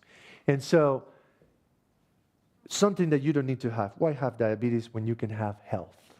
That's what God wants you to have, okay? All right, so immune system, we talked about that. The immune remedy, Okay, I need to spend some time on this one. The immune remedy, it's in the back. Now, I need you to stand for me for a little bit because I'm sorry, you have kept you for too long. Sitting down. Let's go ahead and do some walking in place, okay? Let's go ahead and do some walking. So I've been doing some talking, but you need to do some walking. Let's do some walking in place. And go ahead and stretch your arms. Yes. Take a deep breath together. Okay. Yes, that's right. Take a deep breath. Hold it and let it go. Let's take another one. And what I'll do is I'm going to give you just up to the general, and then for the rest, I will let you ask me which one is more important, and we'll deal with that. Okay? All right, let's take a little seat, and then we'll take a little break between the Q&A. We're almost there, folks. We're almost there. Okay, the immune remedy. Remember yesterday I talked about allicin. Remember that? Allicin is incredibly potent. It's very expensive if you buy it from the manufacturer like Alimed. And so if you look at the immune remedy, you take 6 to 10 cloves of garlic, okay? You put them to a garlic press, or you mash them well, and you make a little heap, and you let it rest for 10 minutes. This is the key for you to make allicin. If you were to take garlic straight up and just eat it, the allicin would not be activated. All it will do is it will help your cardiovascular system, but it will not have the immune response that you're waiting for. Okay? So it's very important that you make a little heap, and you wait how long? 10 minutes. 10 minutes. This helps form and activate the allicin, basically. And this is very powerful because remember, the study showed that 1 clove of garlic, the equivalent of 1 clove of garlic is 25 pills. 25 pills to 1 clove of garlic fresh. Why? Because they have found more and more that the use of a isolated constituent is less than the original design when they all work together. Are you hearing what I'm saying? So in medicine today, we talk about, oh, well, we're going to give you aspirin. Well, what is aspirin? We took it from the willow tree. We distilled it 1,000 times more, and now you have aspirin. Okay? The willow tree was still there. You can do willow tea, and I still recommend it. And it will thin your blood. It will help you. But aspirin is basically the tea 1,000 times stronger. Okay? Distilled only in aspirin. That's what we know for aspirin.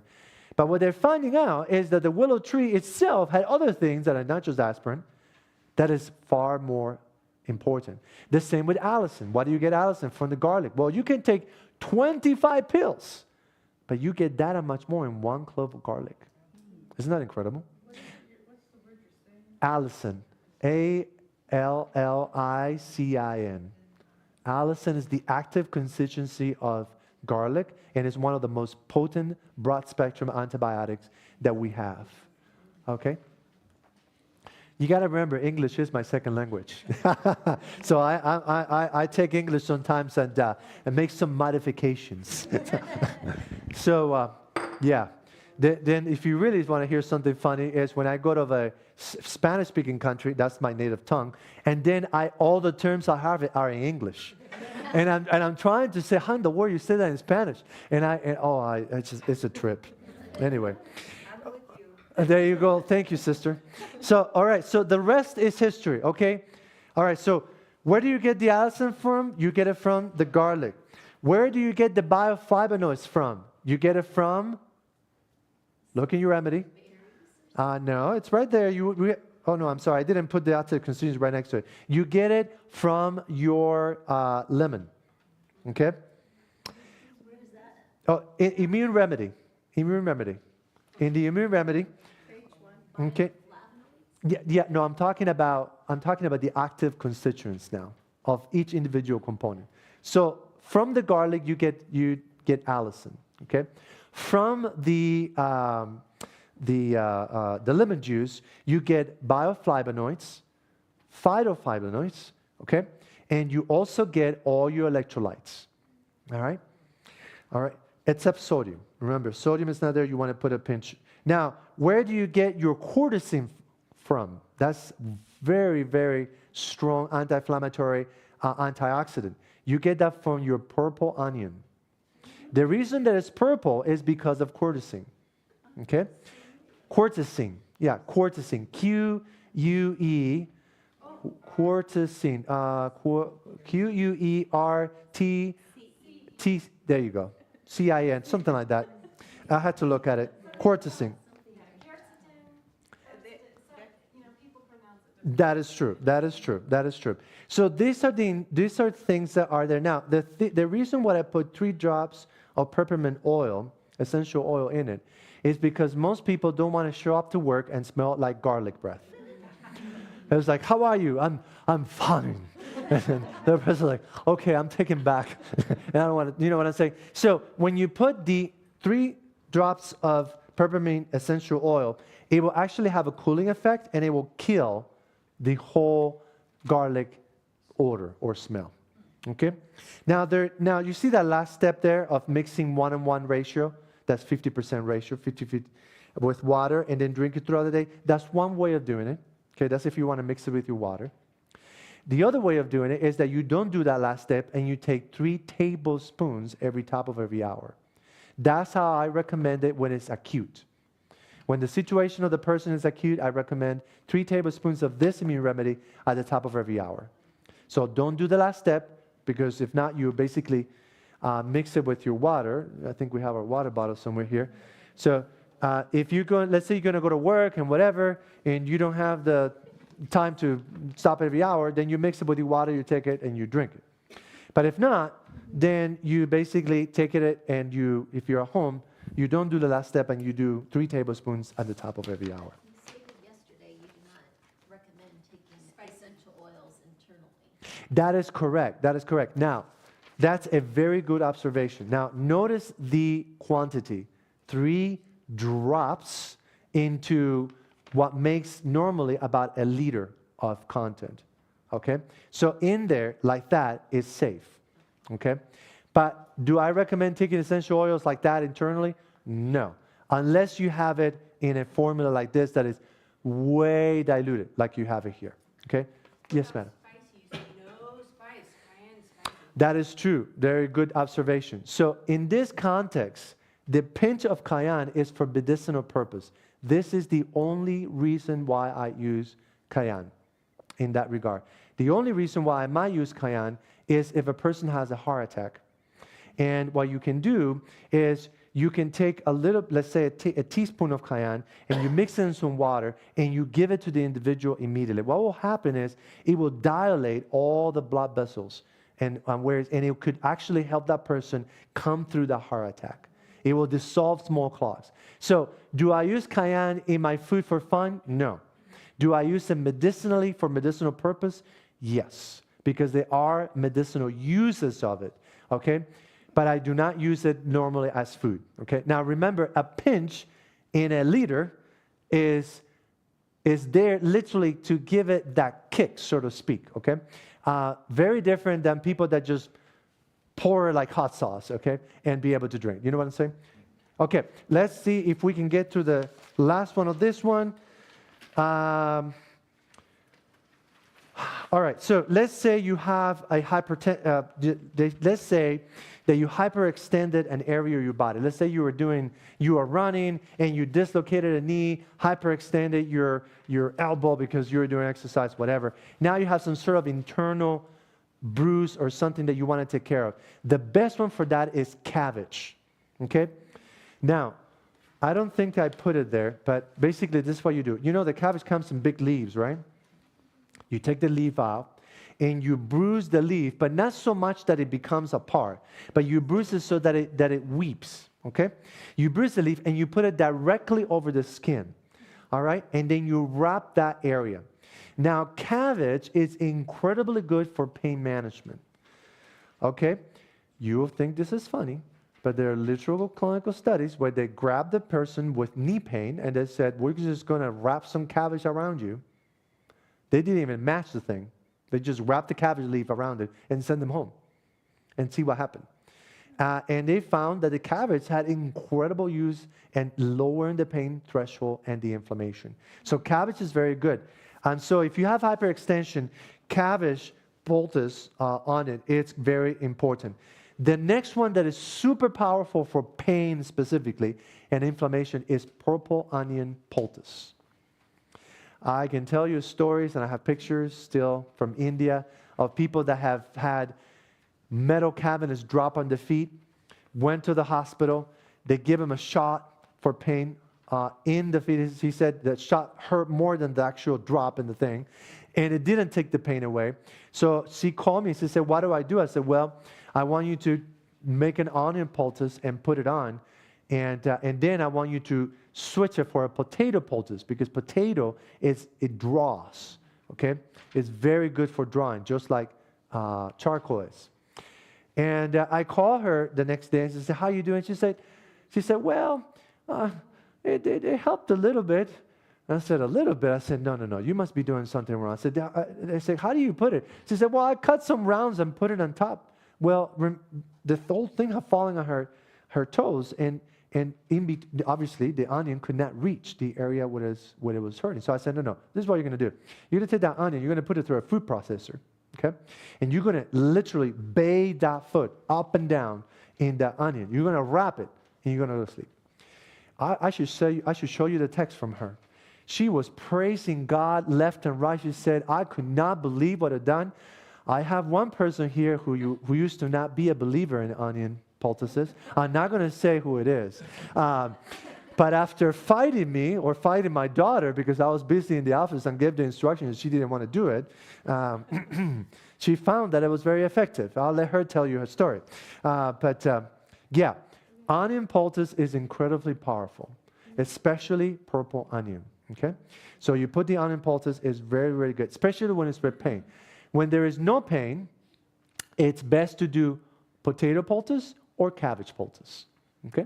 And that will fix or help heal internally whatever you have, specifically the cabbage. I can tell you the testimony of a wife of a very well-known surgeon. And she dislocated her shoulder. And the surgeon said, honey, you need to go to the hospital. Right? Obviously, he's a surgeon in the hospital. And I want x-rays. I want this and that. And she said, but I can use some of this, stuff. And he's like, no. I need you in the hospital, right? So, she's been a good wife. And she said, okay, let's go. And so they went over there and they did the x-rays. They did this. They did the other one. Well, the bill came back and it was $10,000. And the doctor was happy that, they looked at it, taken care of it, they did the best. But the pain was not getting better. And the shoulder was not getting better. And she said, okay, I'm going to do the cabbage poultice. Okay, and she did the cabbage poultice. In less than a week, her shoulder was back to normal. And she said, listen, my husband is a professional. He's a surgeon. He did the best for me. The bill was $10,000. Cabbage took care of it in less than a week. And it cost me less than $5. The choice is yours. Right? Now, I'm not against going to the hospital, getting an x-ray, understanding what's going on. You understand what I'm saying, right? But what I'm saying is that there are some simple things that you can do once you get at home that is do it. Of course, something is dislocated, something is broken. Do your due diligence. I think that is right. Okay, there's nothing wrong with that. But it's an analogy to show you her experience, how she says, this cabbage was such a blessing, and I was able to take care of it at home. So you can also do that. Yes, madam. You hit it enough so that it's bruised and weeping, but not that it comes apart. That's the key. And then you put it on and you wrap it. I normally do it at night. Why? Because at night, in the REM period of sleep, is when you do what? Deep tissue repair. That's when you heal. And so you're giving the body the best things. So you will notice, if you have a consultation with me, that a lot of things that I will ask you to do is to apply them at night before you go to sleep, because that's the best time where your body will heal. Okay? All right, so we have gone through general. I think, okay, I'm sorry. There is St. John's Wort. I think I need to talk about this. Okay. St. John's Wort prescribes 3 times more than the leading drug antidepressant in Europe. 3 times more. I have it growing in my home. You have it in yours too. I harvest it. Okay? Incredibly good for depression. Again, it's sold in Europe 3 times more than the leading drug for depression. Is that whole plant? The flower and the leaves. What was that? No, actually it wouldn't. It depends, of course, on the amount that you would take of St. John's wort. But here's the amazing thing about St. John's wort. The reason why I hate to talk about this is because this is a real deal that happens with depression, especially in this area, because of seasonal affective disorder, right? SAD, basically how they call it, because we don't have enough sun here. So number one thing for you to do, and I talk about this in the lecture that when I talk about the sun or sunlight, you need to know your vitamin D level. What do I need to know? How often do you need to know your vitamin D level? At least once a year. Once a year you need to know your vitamin D level. Okay, this is not a joke. This is not, I'm over-exaggerating. I am telling you, vitamin D is linked to more than hundreds of diseases. There is clinical research from Dr. Hollick, I believe it is, who was the pioneer of vitamin D3, as we know it, the discovery of it, where he had people in a wheelchair, okay, in a hospital setting, and they're given the best they got. And all he did is he gave him vitamin D supplementation, and the person started walking. And after that, he said, I just saw a miracle. Something is going on here. So he dedicated the rest of his life to vitamin D research. And vitamin D research for psoriasis treatment is due to the work of this man. He's still alive. He gives lectures, incredibly good. Amazing, amazing information. So you need to, Dr. Halleck. I will have to look it up because if I spell it, I'm going to butcher it. But he is the original discoverer of D3, which is basically as we know it today. And he is also the pioneer in psoriasis treatment with vitamin D, because vitamin D will slow down the proliferation of cells at the epidermis layer. Okay? And so he reasoned that because of that quality, you can then slow down eczema and psoriasis. Okay? Very interesting. But anyway, you need to know your vitamin D level, right? How often? Every year you need to know. If you are anywhere, okay, if you are anywhere below 80, you need to have supplementation. 80 nanograms per US NG. No, it's not. That's international units when you drink it. This is in blood serum. So it will. The normal is NG. The normal measurement is NG, and you will see that it will tell you. The lab will tell you that 40 is normal. 40 is not normal. Absolutely not normal. The best target is being somewhere around 80. Okay? If you're in your 50s, you're still not good. If you're in your 60s, you're still not good. You need to be somewhere in your 80s. So for my family, we take about 5,000 IUs every day of vitamin D. Okay? And if you need to supplement, remember that for every 10,000 IUs, you raise 1 point. Okay? So if you're 10 points down, it's very typical that they will give you 50,000 IUs, okay, and have it repeated every week, and then you do that checking every 3 months. That's how normally the physician would do it. Work with your doctor about it. But what I want to let you know is that the literature, and Dr. Hollick has spoken prolifically about this, the literature is beginning to be updated. It's quite updated. 40 is not good. Not enough. I have to show you the one that I use. Normally, the one that I use is vitamin D3 suspended in MCT oil, okay, which comes from coconut oil or olive oil. And I buy one in particular that is vitamin D3 with K2.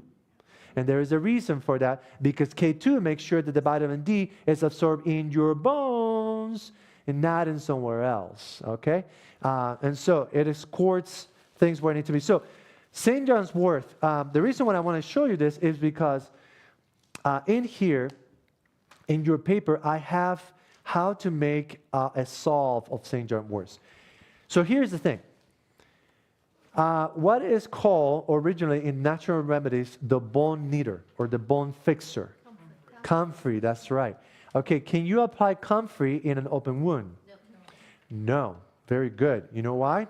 Because if you apply comfrey in an open wound, it will proliferate the collagen so fast that it will close the wound on the top and the infection will drive inward.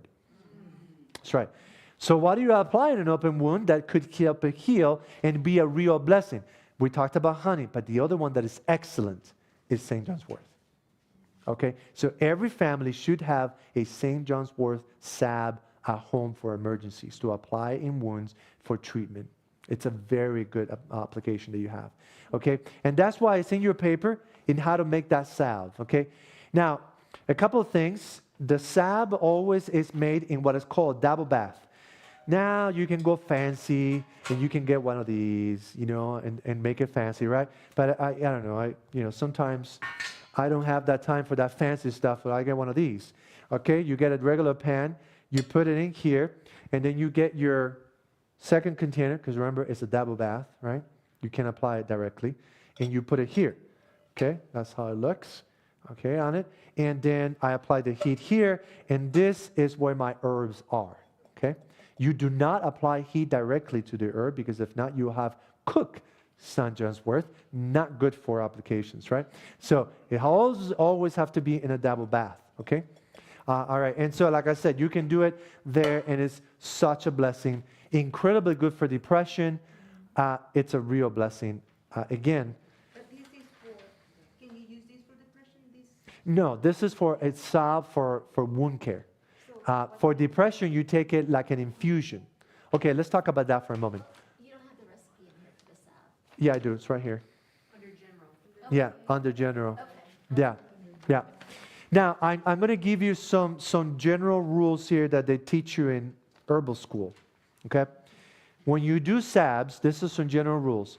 When the herb is dry, okay, it's the quantity that it says in the recipe normally. It's assumed that the herb is dry. So if I say 4 ounces of dry herb, well, I already told you, for 4 ounces of herb, I'm assuming that the herb is dry. That's how you maintain it for a long time. If the herb is fresh, you double the quantity. Okay? So if it is 4 ounces of dry herb, because we weighed it to make sure that you have enough quantity, how many ounces would it be if it's fresh? 8 ounces. Very good. Okay, that's a rule of thumb that you also have to keep in there. Okay? Now, when we talk about decoctions and infusions and teas, what's the difference between the three? Because we kind of throw the word out there like everything. There is a difference. Okay. Here's very simple how to remember. If you look at a plant, if the part of the plant is below the soil, you use a decoction. Okay? The only exception to that is if the part below the soil grew outside, like the hard shell of the tree. Okay, like the bark of the tree. Thank you. Okay, that's the other part that you do decoctions for. Normally, if it is below roots and bark, you do decoctions for. The rest of the plant, you do infusions for. Okay, so what is the difference between the two? It's very simple. For the decoction, what I do is I go ahead and let's say I put my roots in here, okay? I don't need a double bath, but I put my roots in here, and I go ahead and put my fire, and I bring the water to boil at first, and then I put it in the lowest setting of the heat, and I simmer it for 30 minutes, minimum, okay? And after that, okay, I let it rest, cover for about an hour. That's the decoction, okay?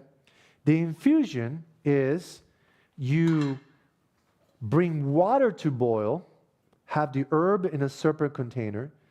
You then pour the boiling water on top of the herb and you cover it for an hour. No, there is a very difference from a tea. A tea, you don't have to wait the hour. Okay? The infusion, you have to wait the hour, minimum. Okay? Now, the measurement that for an infusion is also in a particular ratio. Okay? Is 1 ounce of dried herb to 1 pint of water, or 2 cups of boiling water. Okay? That is the correct ratio for an infusion. Okay? So if you were to do that in tea bags, that's like 8 tea bags for making an infusion. You notice there's a very difference between that and a regular tea. Much weaker. An infusion is very strong. It's nothing to play with. Okay? I have people that oh, well, I'm going to take moringa because it's good for me. And I'm just going to take lots of it. And lo and behold, they know that or don't know that moringa will lower your blood pressure. So much so that it will actually give you a hypotensive attack. And so you will be all without energy. And like, what happened? I thought it was good for me. Well, you took too much, right? So the idea is the infusion is for therapeutic use, not for your regular cup of tea, so to speak, right? So when I talk about, hey, let's make an infusion of hawthorn, then you do it like I explained, 1 ounce of dry herb to 1 pint of water. That's an infusion, okay? Which is 2 cups of water, boiling water. And remember, the decoction is you keep it in fire for 30 minutes, and then you cover. And then the infusion is you bring the water to boil, you pour it, and you close it for 1 hour minimum. Now, remember that I do not recommend doing infusions in plastic. I use either stainless steel or I use glass, okay? And I cover it with glass as well, a plate or something like that, because plastic would not be a good choice, okay? When you normally do the infusion for depression is that you drink it basically 2 times a day, in the morning and in the evening. When you make the infusion, it will make about 2 cups. No, you will do 1 cup in the morning, 1 cup in the evening. 1 infusion per day, basically. Okay? So that's what I wanted to... Folks, I want to be... I know you guys are very kind, but I know the hour has gone by. Out of the next part, which is the lower body, which one interests you the most? Let's just tell me which one, and I'll explain that one.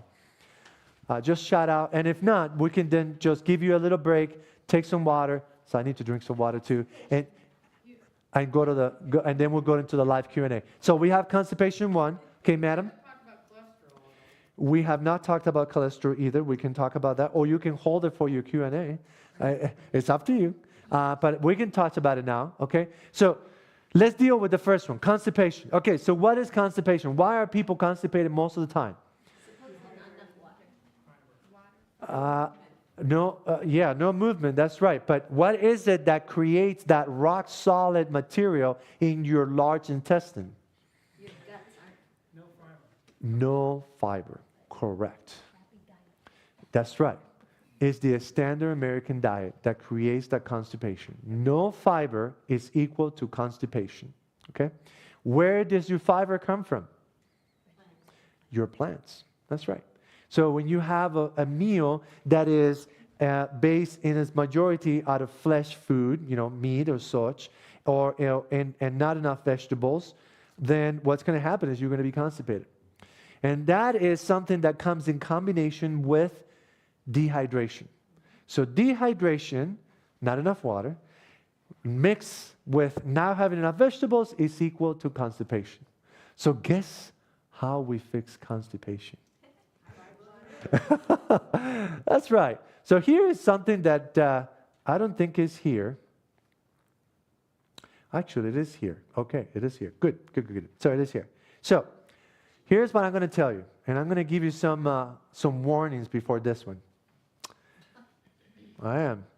If you're constipated, you're going to skip your meal, okay? And you're going to take prune juice, okay? And you're not going to go anywhere. You're going to stay at home. Because in about 2 hours, fireworks are going to go on. And there will be some explosions happening. And some things will be cleaning out. I can tell you stories of people in this area, actually, that were not a believer and did not pay attention to my directions. And they regretted it. And not in a good way. So anyway, prune juice, incredibly good for you. Okay, when you buy the prune juice, please buy the prune juice that does not have sugar. It's straight up prune juice. That's all there is. It comes in a funny looking glass bottle, okay? And it doesn't have sugar, it's just prune juice. And I tell you, it will cleanse your soul and other things as well. You will take the full liter, okay, in one meal, okay? And you will put 1 teaspoon of chia into that after it has been hydrated. When would you drink it? After it has been hydrated. And how long would you hydrate it? Oh, no, you can hydrate it for about 10 minutes. Okay? You will not drink this without being hydrated, because if not, it could cause more constipation. Do you recommend grinding your chia? You can, but it's not necessary. Okay? You just need to dehydrate. Chia will hydrate incredibly well, and then you drink it. When you drink this whole bottle, this 1 liter of prune juice with the chia, watch out. Do you think the whole bottle is necessary? Yes, it's about 32. Yes, what you need to drink is about 1 liter, which is about 32 ounces, because that's about the quantity of your stomach. If you want to know the volume of your stomach, just put your 2 fists together and look at it like that. That's more or less the volume of your stomach, okay? And if you were to, now this is about 1 quart, right? Yep. Sir, if I could have you help me here. If I could have you help me. So you can just come over here so you can see, just hold this for me. So this is the volume of my stomach, okay? I want you to see this. And if I put it right here, do you see how it almost fits? You see that? All right? It's almost fit. And I have studies, thank you, appreciate that. I have studies that show that about 1 liter, you can actually know when you're full by how much weight you gain when you eat. And when you have gained about 1.5 pounds of food in weight, you eaten enough. You need to stop. Because remember, your stomach has the ability to enlarge 4 times its capacity. Okay, so if this is the size of your stomach, okay, I want to show you this. This is the size of your stomach, and it has the capability to enlarge 4 times over. 4 times over. This is why having an operation when they come in and cut part of your stomach makes absolute no sense.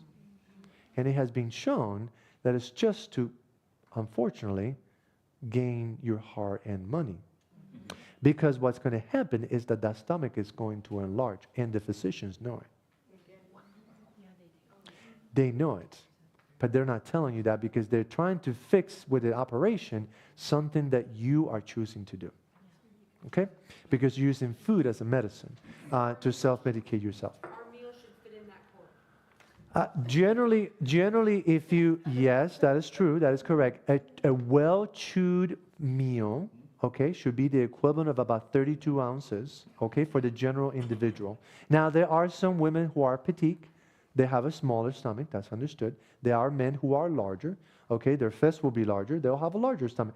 But more or less, I've actually shown that, and I just haven't had enough money and time to fund it, but I actually, I write software as well, code, and I actually have played with the idea of having a play mat that will automatically tell you when you have served yourself too much.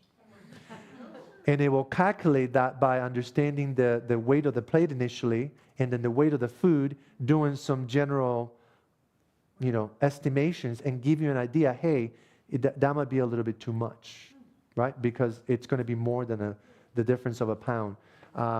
Anyway, it gets a little more complicated because it's not quite an exact science, but it's something to look at in that regard. All right, so again, if I take an individual, I give them a prune juice cleanse, they're able to evacuate perfectly, okay, then they're feeling wonderful, and tomorrow they go back and they eat their hamburgers and 0 vegetables. And cheese. What have we done? Nothing. Because what's going to happen to this individual? It's going to come back to the same problem. That hamburger is high in meat. That bun probably is out of white flour. And by the way, I have a picture. I have to show you this. I'll look it up in the computer and put it in the screen. White flour is what is left after everything else has been stripped from the grain. Literally, everything else has been stripped from the grain. You are eating what the germs will not eat. That is exactly what it is. And I have a picture where it shows, and this was given to me as a gift. I was given lectures in the, no, it was in up there, no, by the camp on the Sheraton Meadows, yeah.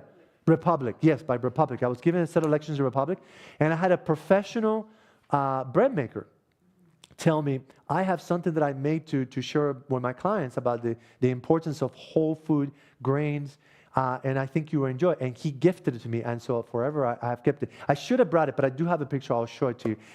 And it is incredible to see how much you lose until you get to that white flour. It literally has lost more than 90% of its nutrients.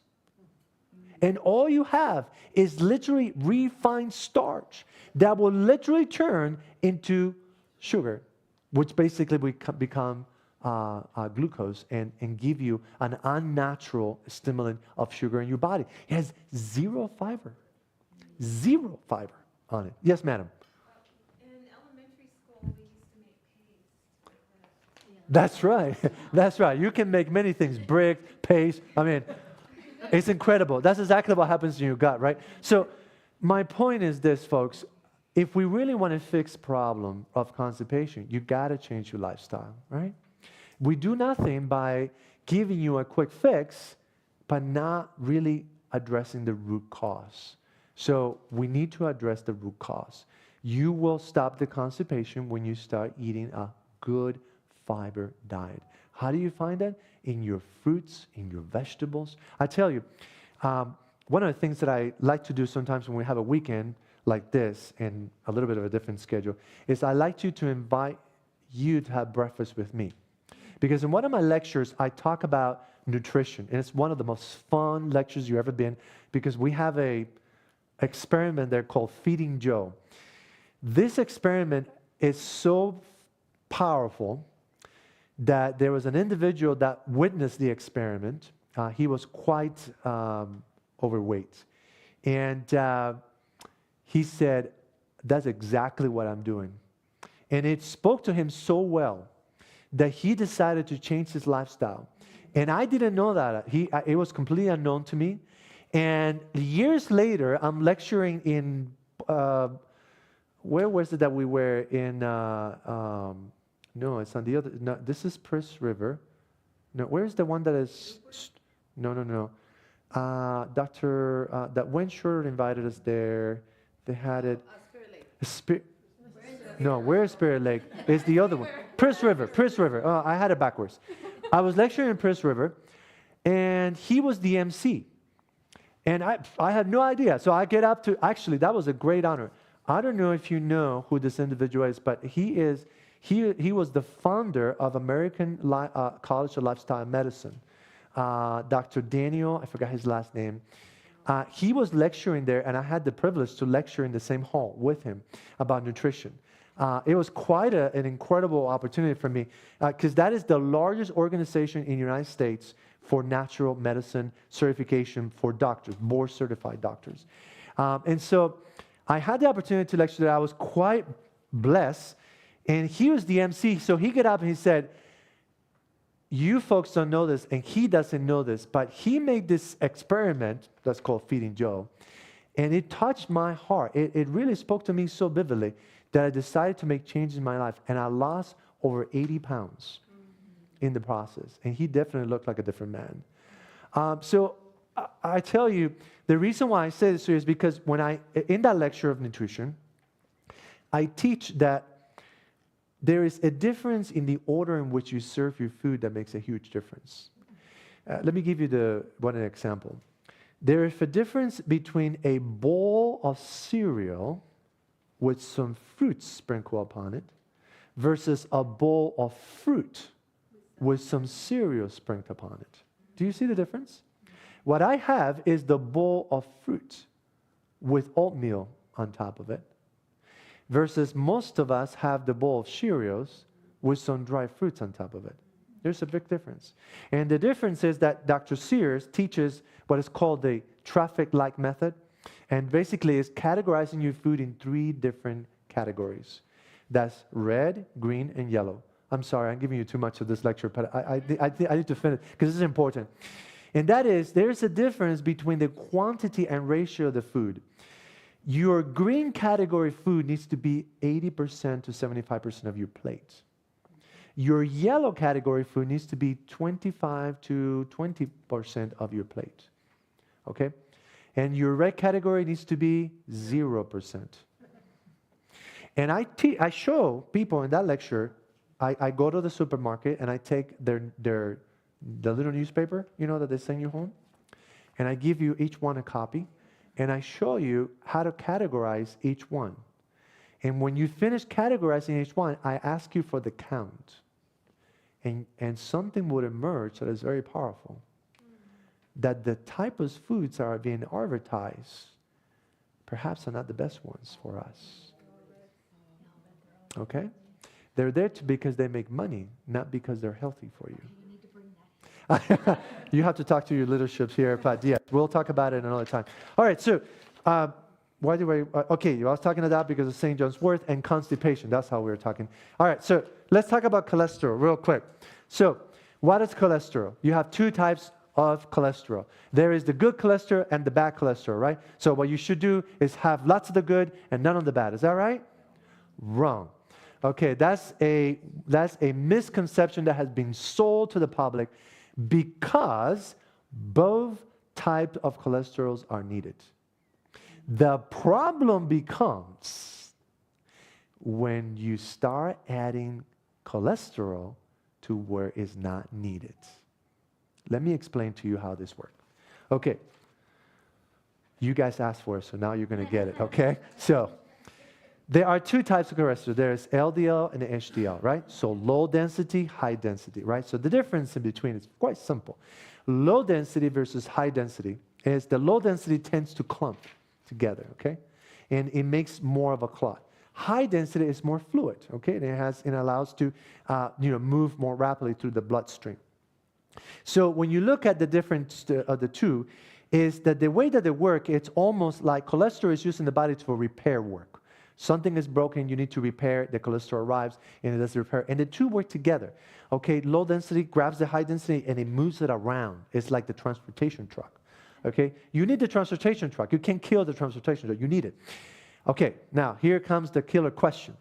What is one of the most rich food of cholesterol that one could eat today that is very prevalent in our community?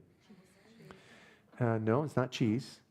Eggs, that's right. And most people say, hey, look, I have my own chickens. I feed them well. They're free range. I have my own cholesterol, right? So I ask him this question. How much cholesterol does your body need? Okay? Does it need 10%, 50%, or 70%? Okay? How much cholesterol does your body need to function correctly from external sources? Right? So say eggs or whatever other sources you might want to have. What do you think? 10, 50, or 70? How many of you think is 10? Raise your hand. I'm going to guess. I'm going to say 10. Okay, very good. No problem. How many of you think is 50? Please raise your hand. How many of you are not here? Please raise. Okay. How many? It's okay, folks. I mean, I'm not going to judge. Okay. How many of you think is 70%? Raise your hand. Okay, very good. Okay. Well, your body needs a whole total of 0. You know why? That is a trick question. That is right. That is right. That is right. That is okay. You know why? Because your body makes 100% of the cholesterol that it needs.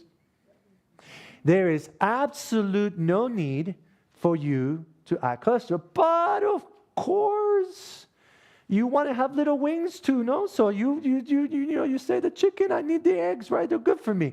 So you eat the eggs because you want to have little wings and you want to have, that strength.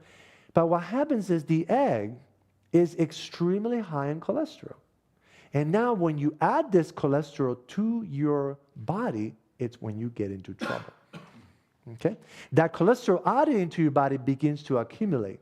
That cholesterol added into your body accumulates in, let's say, a plaque in your arteries. Now remember, the arteries have no check valves, right? And so what happens is, this is your artery, right? It's brown. And as the plaque begins to accumulate and begins to grow, and more plaques come, and it begins to grow because the cholesterol tries to repair, but it can't, and it patches some more, and it begins to grow and grow, the area that the blood can go through begins to narrow and narrow and narrow and narrow. So what does the heart have to do? Has to make the blood pressure go higher, because now I need more blood pressure so I can pass through that area, right? But now, there comes the killer. When you make the blood pressure go higher, what happens to that clot? It begins to have more pressure on it, and more pressure on it, and more pressure on it. And there comes a time when that clot moves. And when that clot moves, and it travels to your heart, what do we call that? Heart attack. And if it passes through your heart and it travels to your brain, how do we call that? An aneurysm, yeah, or a stroke, right? Aneurysm with a split stroke when it clots completely. My point is this, folks. You need neither, because you make 100% of your cholesterol.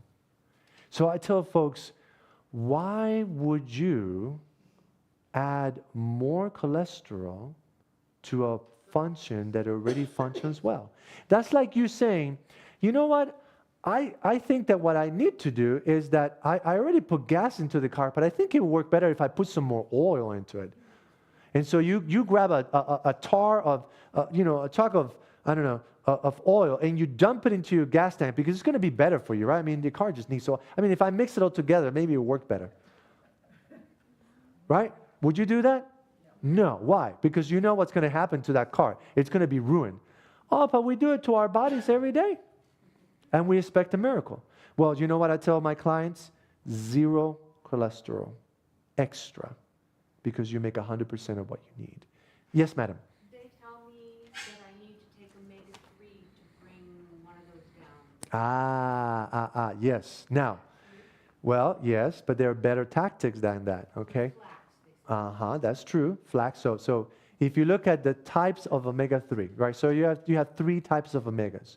You have omega-3, 6, and 9. Okay? Omega-3 is called an anti-inflammatory, and omega-9 is called a pro-inflammatory. Okay, one of the tests that you should do at least once a year is what is called the ratio of omega-3 to omega-6. Most individuals are very high omega-9, very low in omega-3. Now, one of the how can I say, techniques is that, yes, you increase your type of omega-3s. Now, omega-3s comes to you in 3 flavors. I'm talking about omega-3 itself. It comes in LAA, EPA, and DHA. Okay? And these 3 have 3 different functions. LAA is what you find in flaxseed. It's a natural sources. And it can be converted to EPA or DHA. Okay? But DHA and EPA is the active form. You can only get it from an active live body, except for blue algae in this. Yes, in the sea. And there you can get it in this active form, and they actually farm it nowadays. Okay, so what I normally do is I recommend a high dose of omega-3 for EPA and DHA. Now, do I recommend that for cholesterol directly? No. Here's the reason why. Because there is something better, and that is AMLA. AMLA. AMLA. The Indian gooseberry was studied for head-to-head with diabetes use. Yet they found out that they had something that they were not expecting. All the cholesterol numbers of all the individuals dropped to normal level. Wow. Yeah, wow. That's exactly what the research said. Wow. Yeah, and it costs us how much? Like cents. Yeah. And that's why you don't hear about it. But anyway, the point is that it's an incredible herb. So for cholesterol, I normally recommend about a teaspoon to start with before each meal. Okay? In a little bit of water. Now, again, you take amla and you go eat your egg omelets. Do you do anything? No. No. You have literally taken the anti and the pro at the same time. You cancel yourself out, right? So don't do that. Take the amla, cut the eggs. Are you following me? That's the deal. The deal is don't continue doing those things that are hurting you while you're taking the natural remedy for it, because you're not helping yourself. And at the end of the story, you will pay for it. Where can you buy quality amla? I buy it normally from Amazon, and I can show you. You can go to an Indian supermarket.